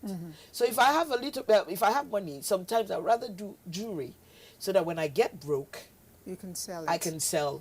Maybe if I'm talking about the much older people now, like if you see where they're selling land, it appreciates. So you see, you have to, and I think that we should have places where we can teach kids in school what you have to see, what you will get when you leave school.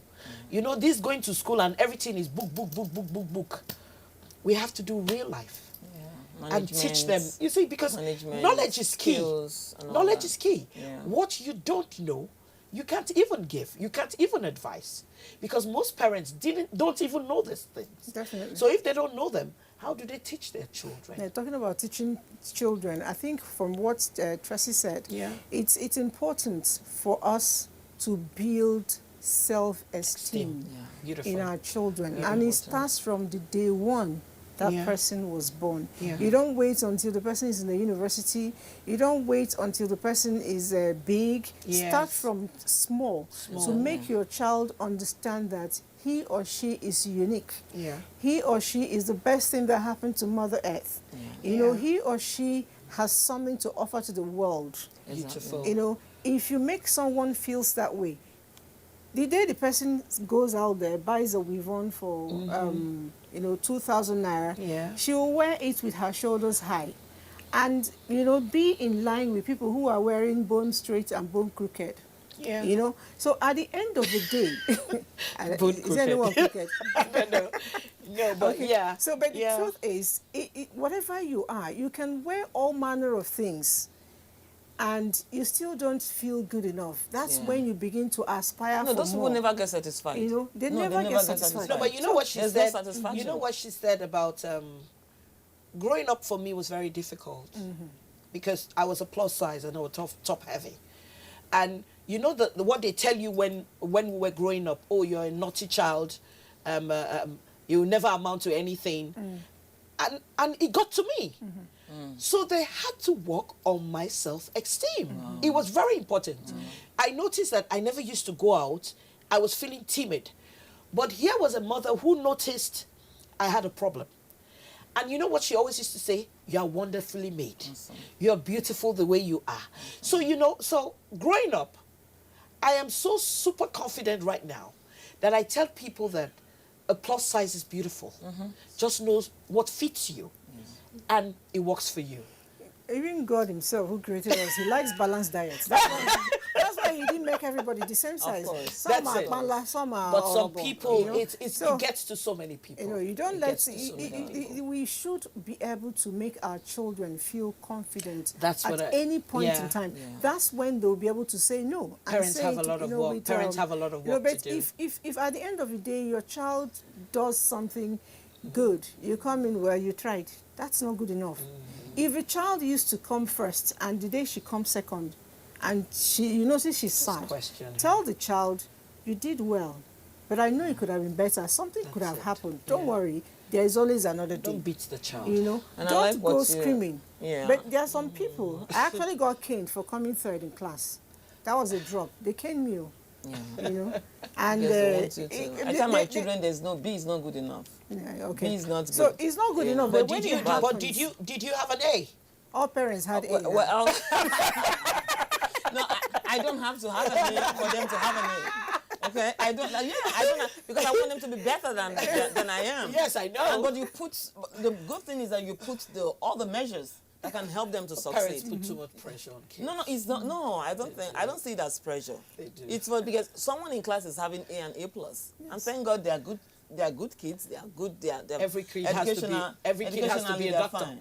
Every kid has to be. No. Discover your child's strengths. You know. And let them, go for it. My parents wanted me to go into medicine because I was passing my sciences. They never knew that I was just passing because I didn't want to be caned. So when it came to choosing something, we had to go on negotiation table. Luckily, I am positively stubborn, so I insisted on what I wanted. I like to talk, and I said I needed to do a job that I can talk. You know, so and that's how it is. Let's see before my friends out there, start hating us. Good morning. My name is Alphonsus Joshua.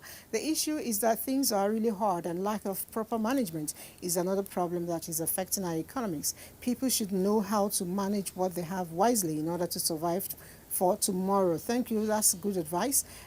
All these messages. How am I going to take? Let's try. Okay. Greetings to you all. You're all good home managers. Thumbs up to us. God will bless you for saying the truth. God's power. Okay, from Bayelsa State. Thank you so much, God's power. And spending more than 5K for Ashebi is not advisable for a lady that has kids to take care of. Very true. Benedict Chika, that's your name. 5K is still too much. We're all the same. There is no Ankara that's even 1K. Okay. So that means we should stop Ashebi. If you don't plan well, you will get wrong. You get it wrong. Sewing different Ashebi for what? Unless one is attending a beauty pageant, is not worth it. Okay. That must be a man. Okay. Let's take this last one. All right. Good morning, Ma. Well, I'm a student too, and I don't always like to be caught up in trends. So such things do not bother me. That's a good kid too. He didn't write your name. Would have liked to celebrate you.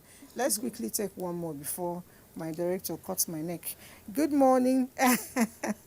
Good morning. For me, I don't mind going to occasion without any Ashebi. Thank you very much. You're a true Nigerian. We don't need to do that. So let me leave you. There are still many more here. I wish I had time to. But on a parting note, your advice to Nigerians, with regards to situations where, Yeah, we need to. You want something different, but you cannot afford it.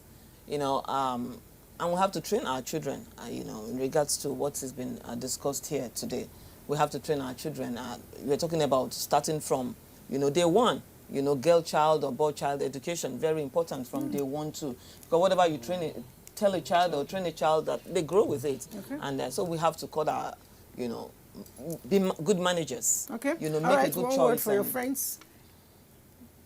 Actually, managing, I don't know, like, just be able to think about the future, think about your parents, think about your siblings. If you don't have siblings, think about yourself, really. Okay, thank you. For me, just self-esteem. Self-esteem it's don't think about other people. Think about what makes you comfortable. If you do that, you have a beautiful life. Thinking about other people, what other people feel about you, is the least. And stay comfortable. All right, that's Benit, and for all other people writing to us, we'll find time to reply you behind camera. On a parting note, I'll just tell you to keep your eyes open, find out what's happening around you, and ensure you do a little bit of gardening, a little bit of sewing, a little bit of everything. That way you get to save money. Yes, I sew my clothes. Yes, I make my wigs. Yes, I make my shoes. These shoes I'm wearing, actually, I made it. Whoa. Wow. Yes. So, Whoa. all right, be good Where do you managers. have the time? I try. Wow. Beautiful. That's Bye. amazing. Bye for now.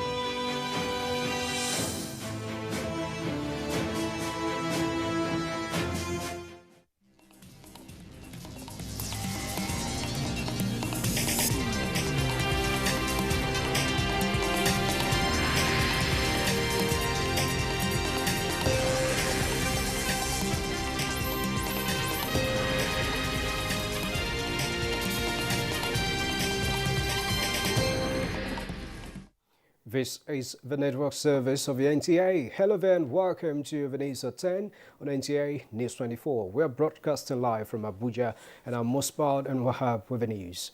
The headlines. Reactions continue to trail interception of leader of a proscribed indigenous people of Biafra, Nnamdi Kanu.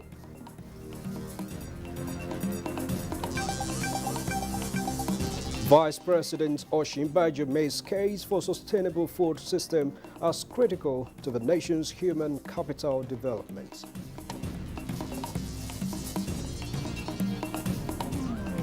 Hope rises for passage of Petroleum Industry Bill as National Assembly Joint Committee submits reports.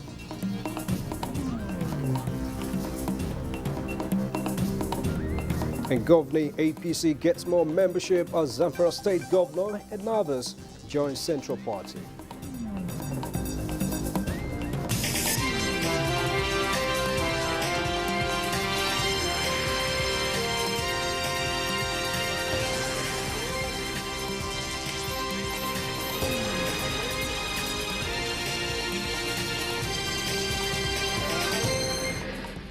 Thanks a lot for staying tuned in. Leader of a proscribed indigenous people of Biafra, Nnamdi Kanu, has been rearrested and rearraigned in court to continue his trial. Now let's get a rundown of how it happened from Femi Okeowo. So tight is the security under which he came to the Federal High Court that getting a clip of him was impossible.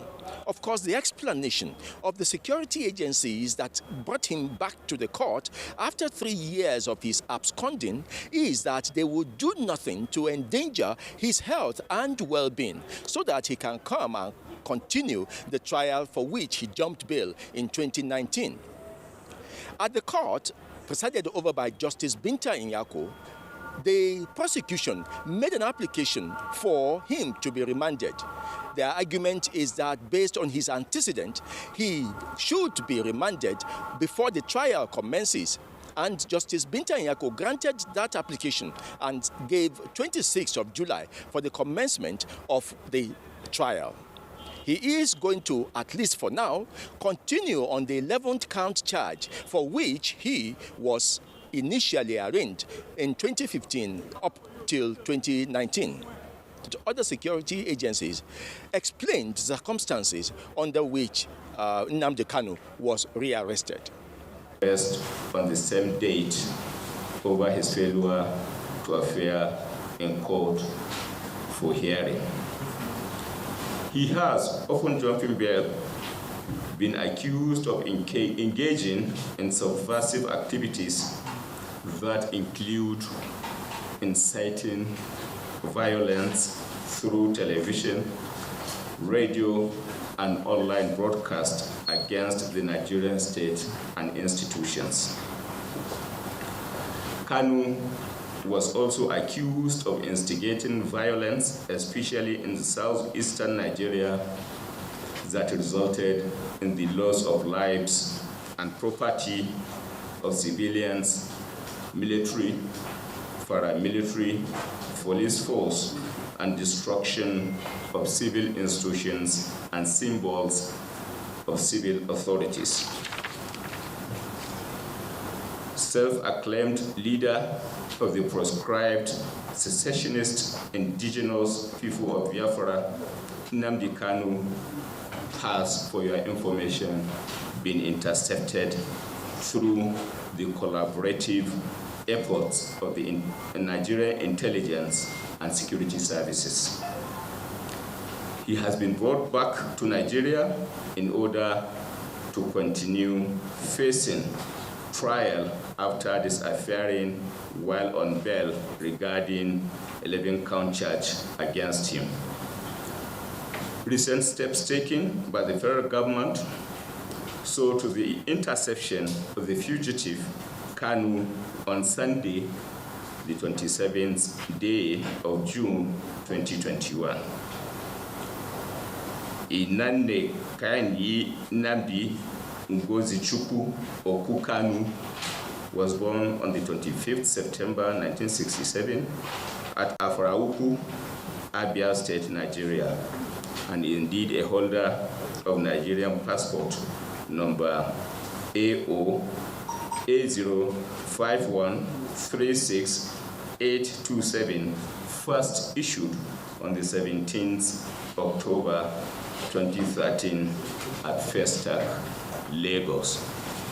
For your information, distinguished members of the press, Kanu is as at now being produced before Federal High Court in continuation of hearing of his case in respect of which he has evaded and indeed jumped bail.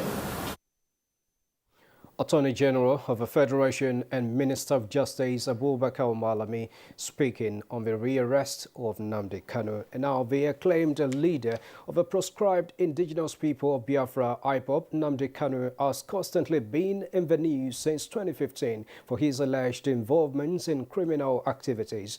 In this report, Dele Atumbi of our Judiciary Desk takes a look at the initial arrest, arraignment, and jumping of bail by Nnamdi Kanu. The Directorate of State Services on 14 October 2015 arrested the acclaimed leader of the proscribed indigenous people of Biafra, IPOB, Nnamdi Kanu, in Ikeja, Lagos State, southwest Nigeria. Kanu and 4 others were arraigned before Justice Binta Njako of the Federal High Court sitting in Abuja on 11 counts charge. The counts bordering on terrorism, treasonable felony, managing an unlawful society, publication of defamatory matter, illegal possession of firearms, and improper importation of goods, among others. Upon arraignment, the 5 defendants pleaded not guilty, which paved way for their trial to commence. During the pendency of the matter before Justice Binta Njako, counsel to Nnamdi Kanu brought an application for bail, which the court granted in April 2018. When the matter came up for continuation of hearing in October 2018, 4 other defendants, excepting Nnamdi Kanu, were in court. Upon inquiry by the presiding judge of the first defendant, his counsel informed the court that his whereabouts was unknown as a result of the alleged intervening factors by the Nigerian military. Kanu's continuous absence from the court prompted the court to order his sureties to produce the defendant or show cause why their bail bond would not be forfeited. This development prompted the Federal High Court sitting in Abuja to revoke his bail granted him on health ground on the 28th March 2019. It has been alleged that upon jumping bail, Nnamdi Kanu has been engaging in subversive activities that include inciting violence through television, radio, and online broadcasts against Nigeria and Nigerian state and institutions.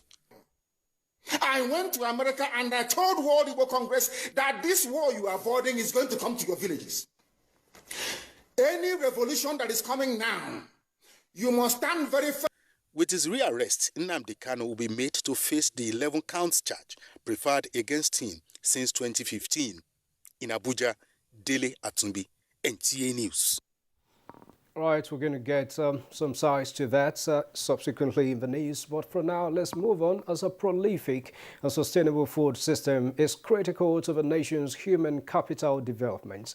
This is the view of Vice President Professor Yemi Osinbajo as he declares open the consolidatory dialogue for the United Nations Food System Summit holding in Abuja. State House correspondent Jide Onifade reports. Nigeria has a population of over 200 million, and 50% of this population are children. Nigeria is one of Voices from young Nigerians contributing to the discussion before the policymakers and implementers and other stakeholders.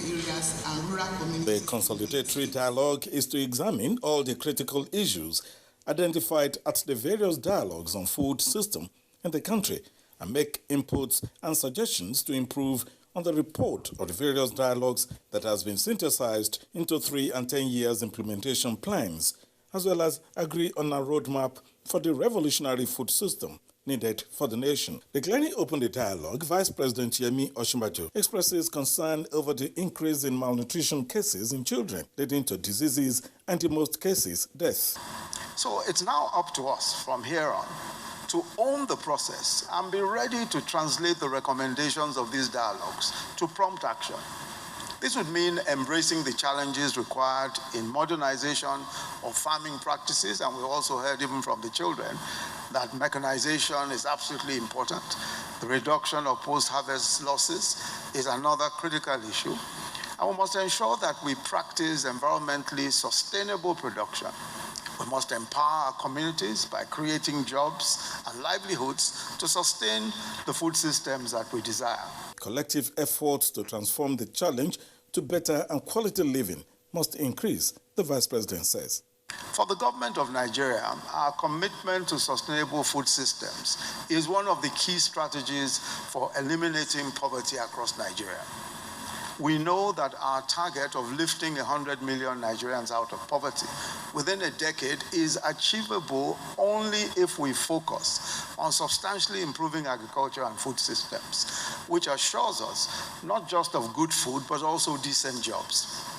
This perspective on addressing hunger, malnutrition, and poverty runs through all of our policy frameworks, including the recently launched National Poverty Reduction and Growth Strategy. Vice President Oshimbaju also presents a publication on Nigerian food systems mapping report to state governments across the 6 geopolitical zones.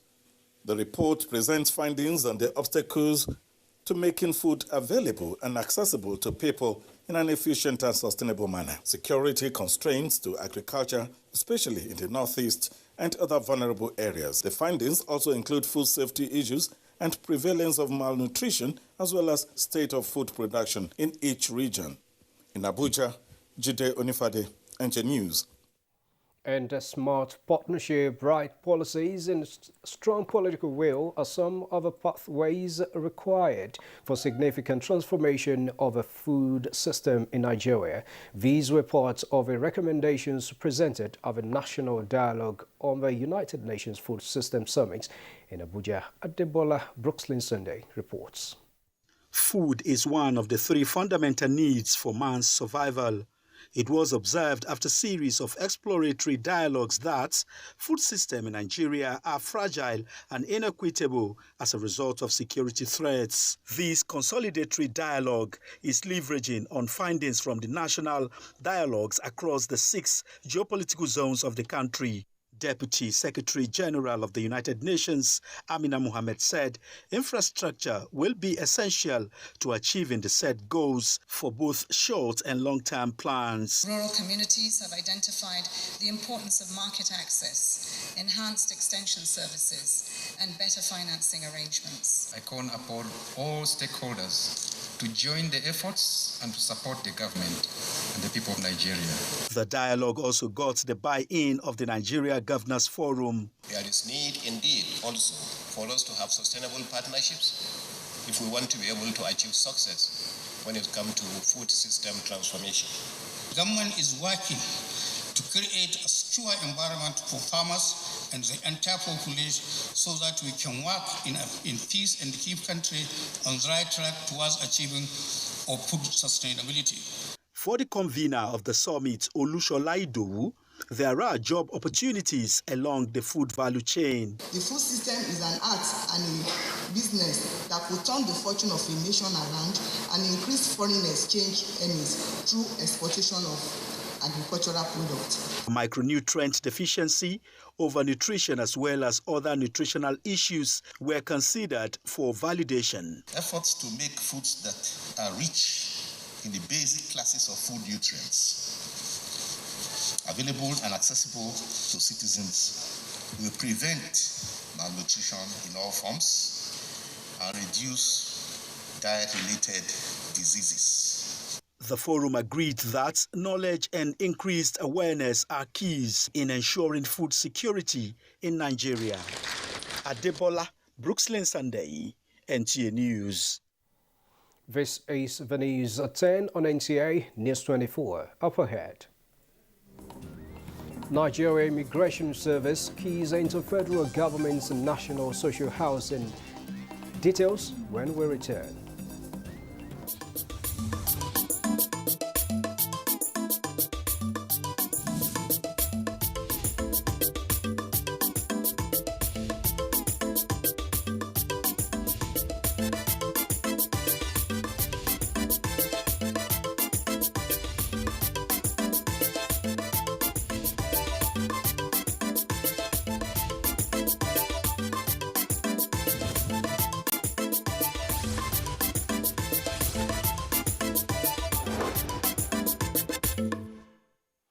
Thanks a lot for staying tuned in to the news at 10. Now joining us via Zoom to further discuss the developments about the rearrest of Nnamdi Kanu, that's the leader of the proscribed indigenous people of Biafra.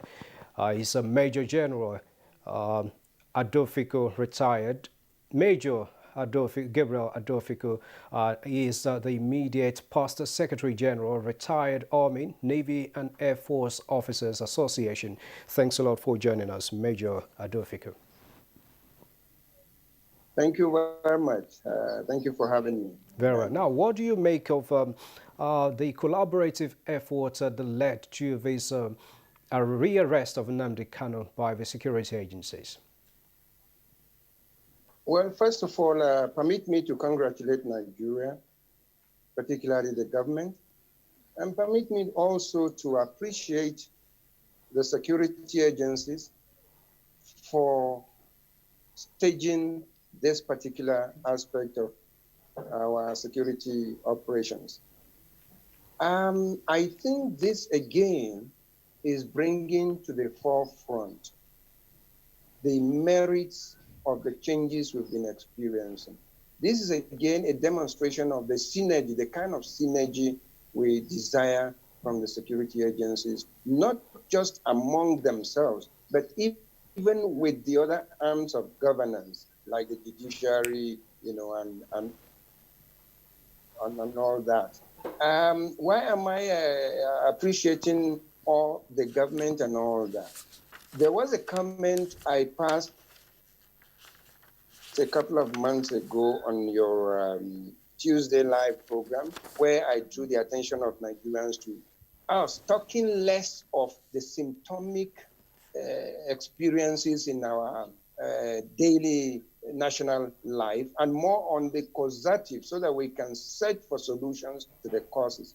The arrest of Nnamdi Kanu, rather than push our efforts and make heavy our discussions on the how he was arrested, it should be, one, allowing the process of justice dispensation to take its course.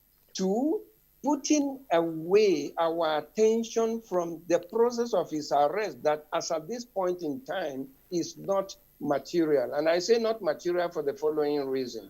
We have seen him on screen. He's been presented. He's been arraigned before a proper court of law in Nigeria. We didn't see him limp. We didn't see him with broken head. We didn't see him physically deformed in any way.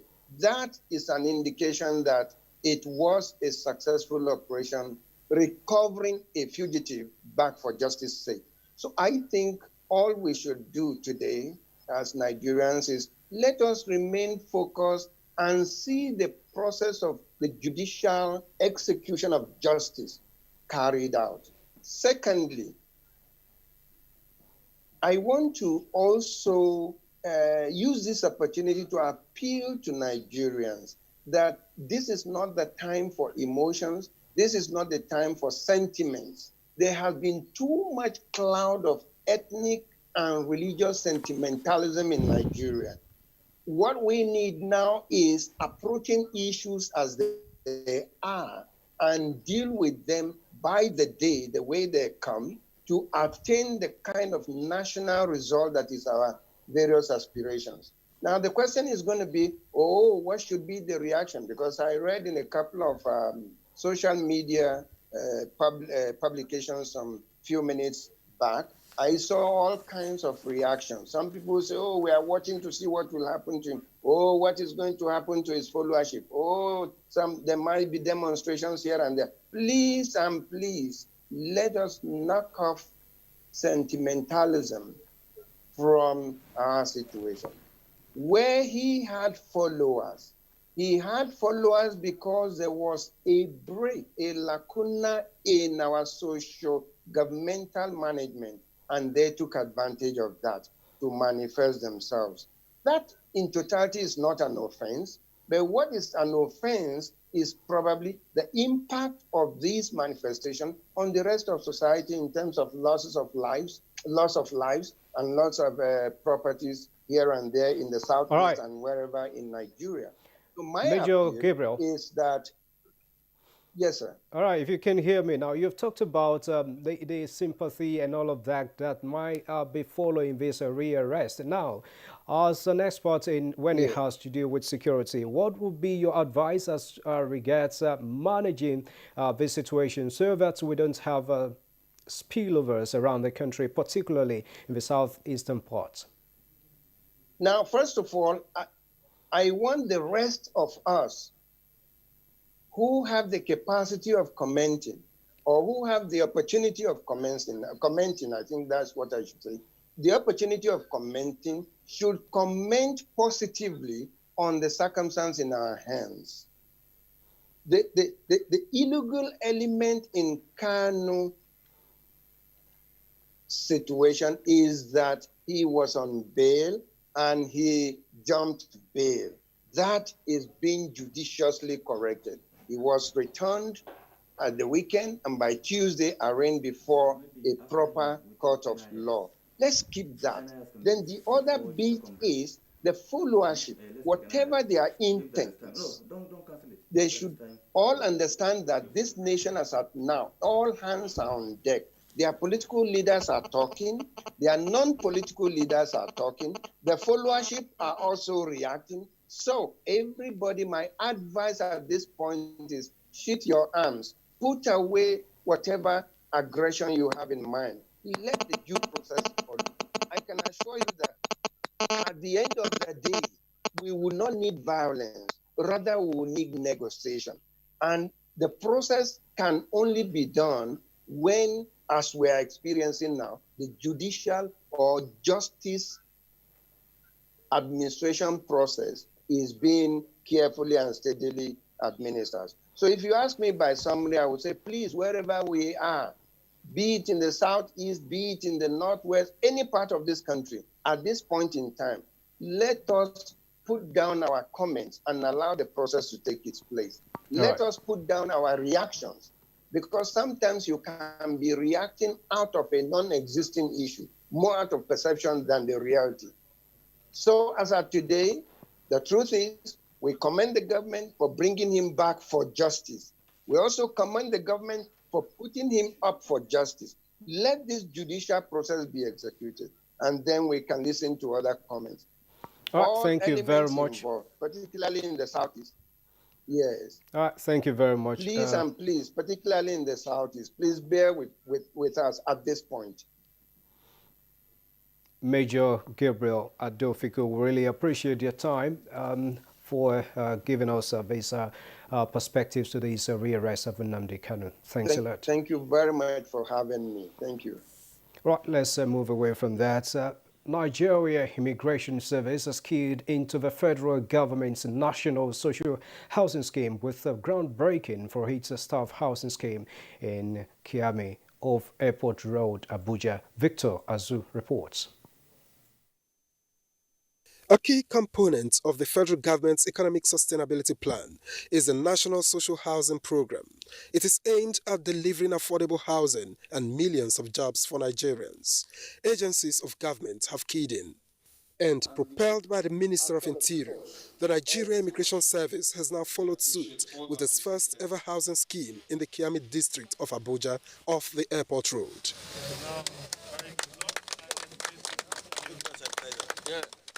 It's a scheme that the Comptroller General of Immigration holds dear, as it will improve living standards of officers and men of the service. The Comptroller General have a mission of giving back dedicated officers and men of the Nigerian Immigration Service social welfare amenities, so that it will be a continuous process for the benefit of all officers and men of the Nigerian Immigration Service, not only at the service headquarters, but all the commands and formations. And working with other partners, the contractors hope to make this dream a reality in no distant time. We are expecting 5,000 units, but for the phase one, which the foundation is just laid now, we are expecting 800 units. We hope by February, the first set will take their house. And the scheme is one of its kind. You can't find it anywhere in the real estate industry. We open opportunity for payment for 120 months and a construction period of 36 months. With that in mind, personnel of the Nigerian Immigration Service will be salivating at the prospects of affordable homes not far from the service headquarters. In Abuja, Victor Azu, NTA News. This is the news at 10 on NTA News 24. Time for another break. More news afterwards. Stay with us. The best and most efficient way to avoid getting infected is through regular hygienic and sanitary practices.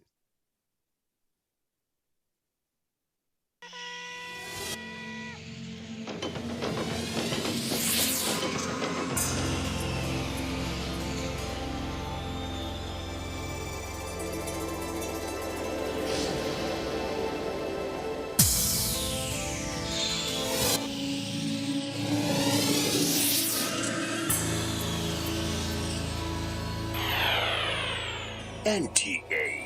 You can't beat the rich. Hello and welcome. It's time for another interesting package of everything music. Angelina, you dey cool in my temperature. If you call, I go come deliver. This is talking movies. In times of old, the world was full of wonder. No. Stop it! Welcoming you to your weekend for today. Arise, O compatriots. It's time to use our voice. Beyond 6 packs. Bills. Pay the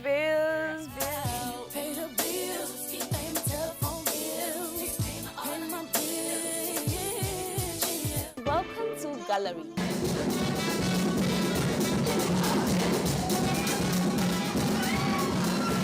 Me and my paddies. London for what? London for medicine. Medicine for what? Medicine for coffee. Are you sickness? To our illness. Welcome to Gist Zone. All right, my name is the Eselucien Wego One. Ona nyokoko nyonyo.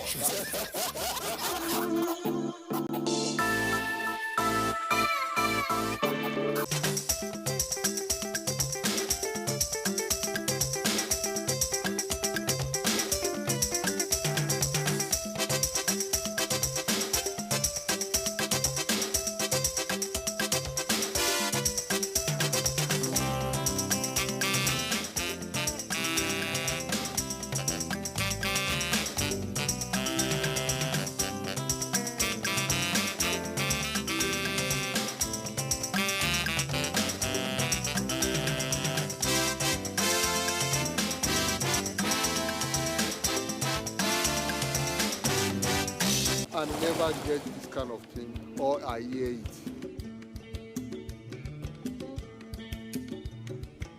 This year has been quite awful, but due to the pandemic, which we all know about. During the pandemic, from the month of March down to October, we weren't paying a dime in the school. I got to know about Survivor Fund on social media. When I got to know about it, I related it with our director, which he affirmed that we should apply. I didn't take interest in it at first. I thought because government, all these forms that they are filling, no one is actually paying. But once the money came in, I was so happy. It was about 30,000 for each teacher, and it went a long way for the teachers. I want to thank the federal government for having us in mind concerning this Survivor Fund initiative.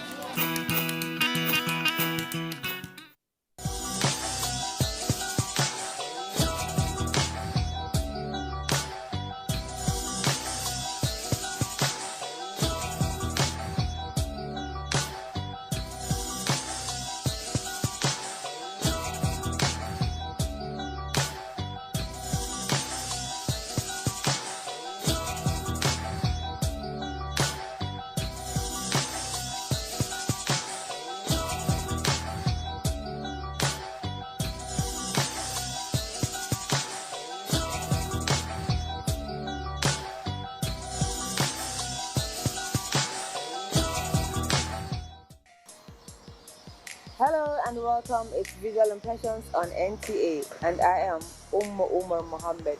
Today we will be looking at the gradual emergence of one of Africa's leading teen artists, Tunde Odun. In the early 1960s, Tunde was a pioneer member of a workshop organized by expatriate Susan Wenger in Ashebi. Now, Visual Impressions had a chat with the second-generation artist of Ashebi School, who practices in a diverse set of mediums. Let's get to find out more on his intricate and highly textured technique in the clips that follow. A major artistic transformation occurred in Osogbo, a Yoruba town in western Nigeria, in the early 1960s. Expatriates such as Susan Wenger, Yuli Boyer, and Georgina Boyer introduced new techniques and materials to Yoruba artists and urged them to find their own forms of expression. The workshops focused on printmaking, but were intended to help participants to learn to support themselves, and that gave birth to the emergence of Tunde Odun, who through several decades of vigorous art practice is now one of Africa's most celebrated batik art tapestry and design artists. Tunde Odun was born in 1954 on the 26th of November. He is a Nigerian artist, actor, and musician known for his batik art tapestry and design. He specializes in textile art and photography. I'm an artist, and I work with textile and fiber art and then printmaking. So I've been juggling my life between Nigeria, America, and part of Europe since 1981. And now I decided to have a place in Nigeria that I can say, let's do the art thing. That is music, drama, dance, and of course visual arts.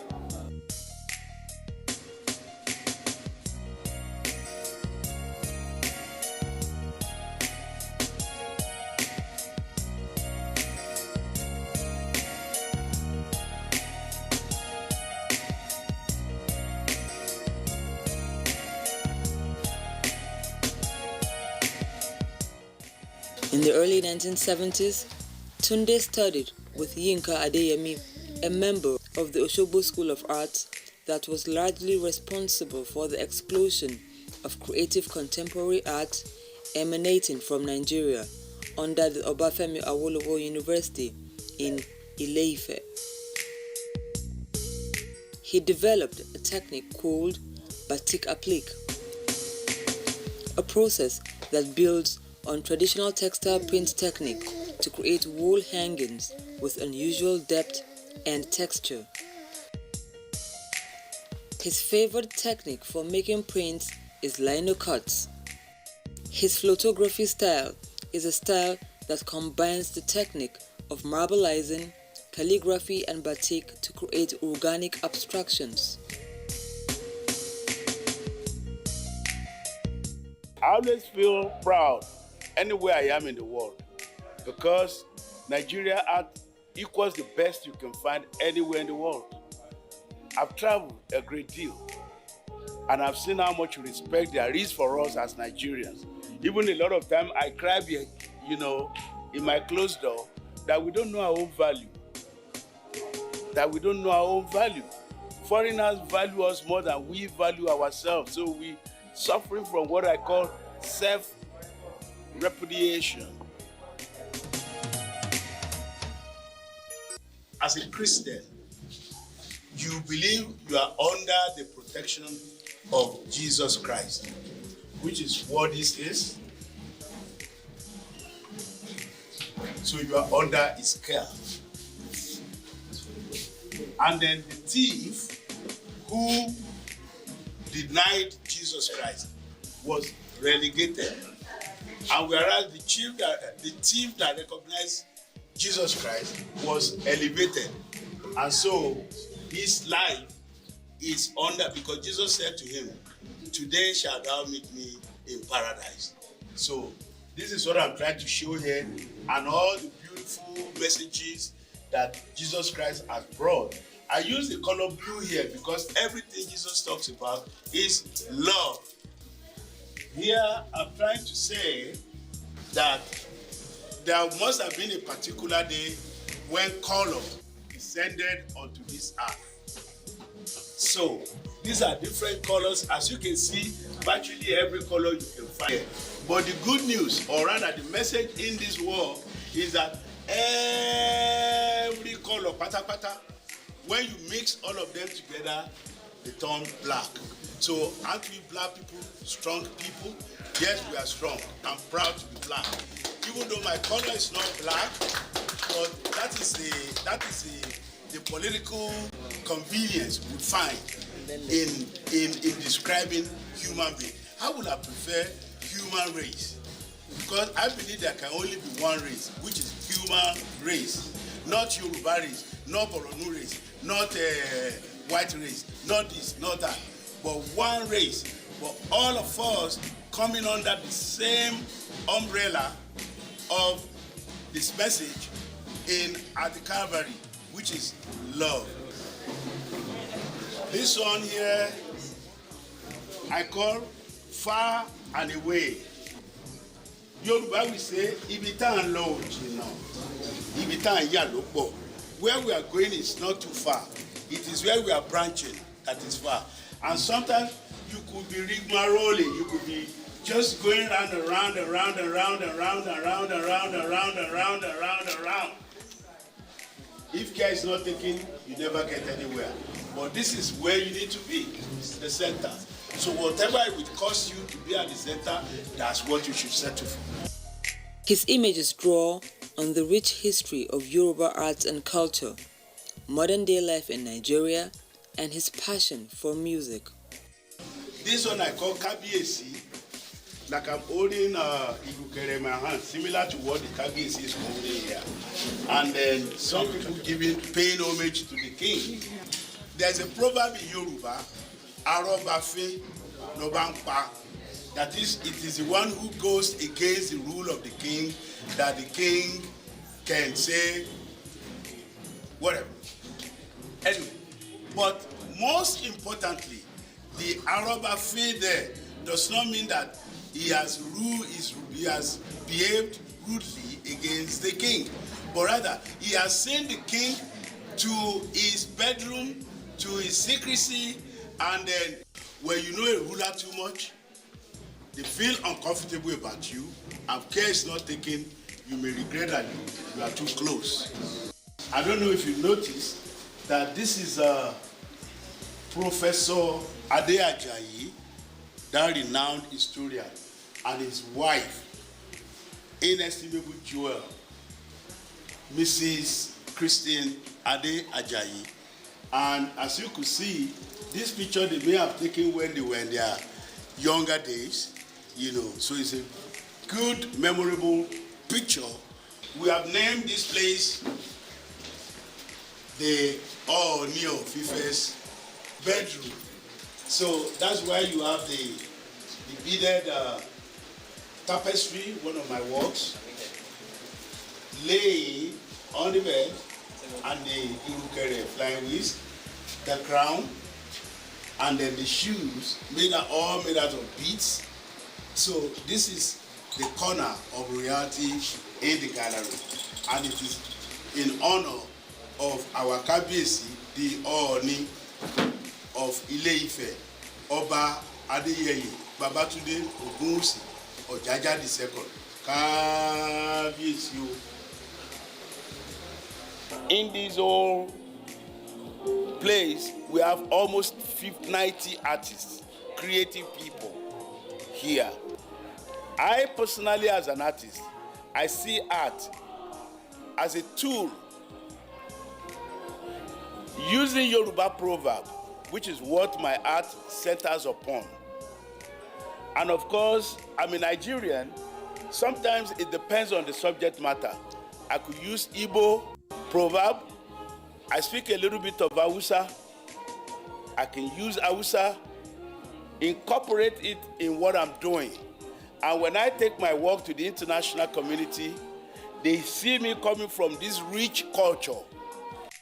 He co-founded the Toki Memorial Arts Center in Ibadan, where he served as artistic director for 14 years. This center became a major force in discovering and nurturing artists.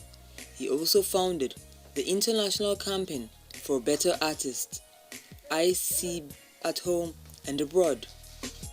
I think I do like this one the most because it talks about our immediate society, whereby we do not see the need to provide for the needy. We need to.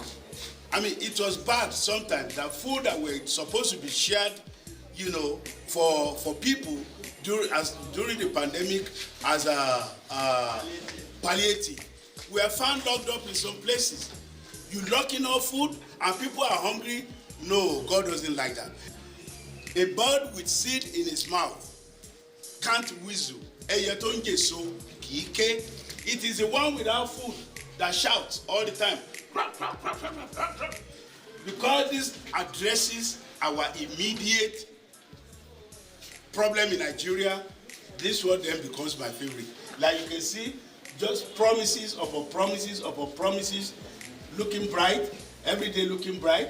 But as you go closer and closer to the wealthy, to the Arabs, you know, until you see that the Arabs have a lot of fruits on the tree, you know, and the head is shining, colorful.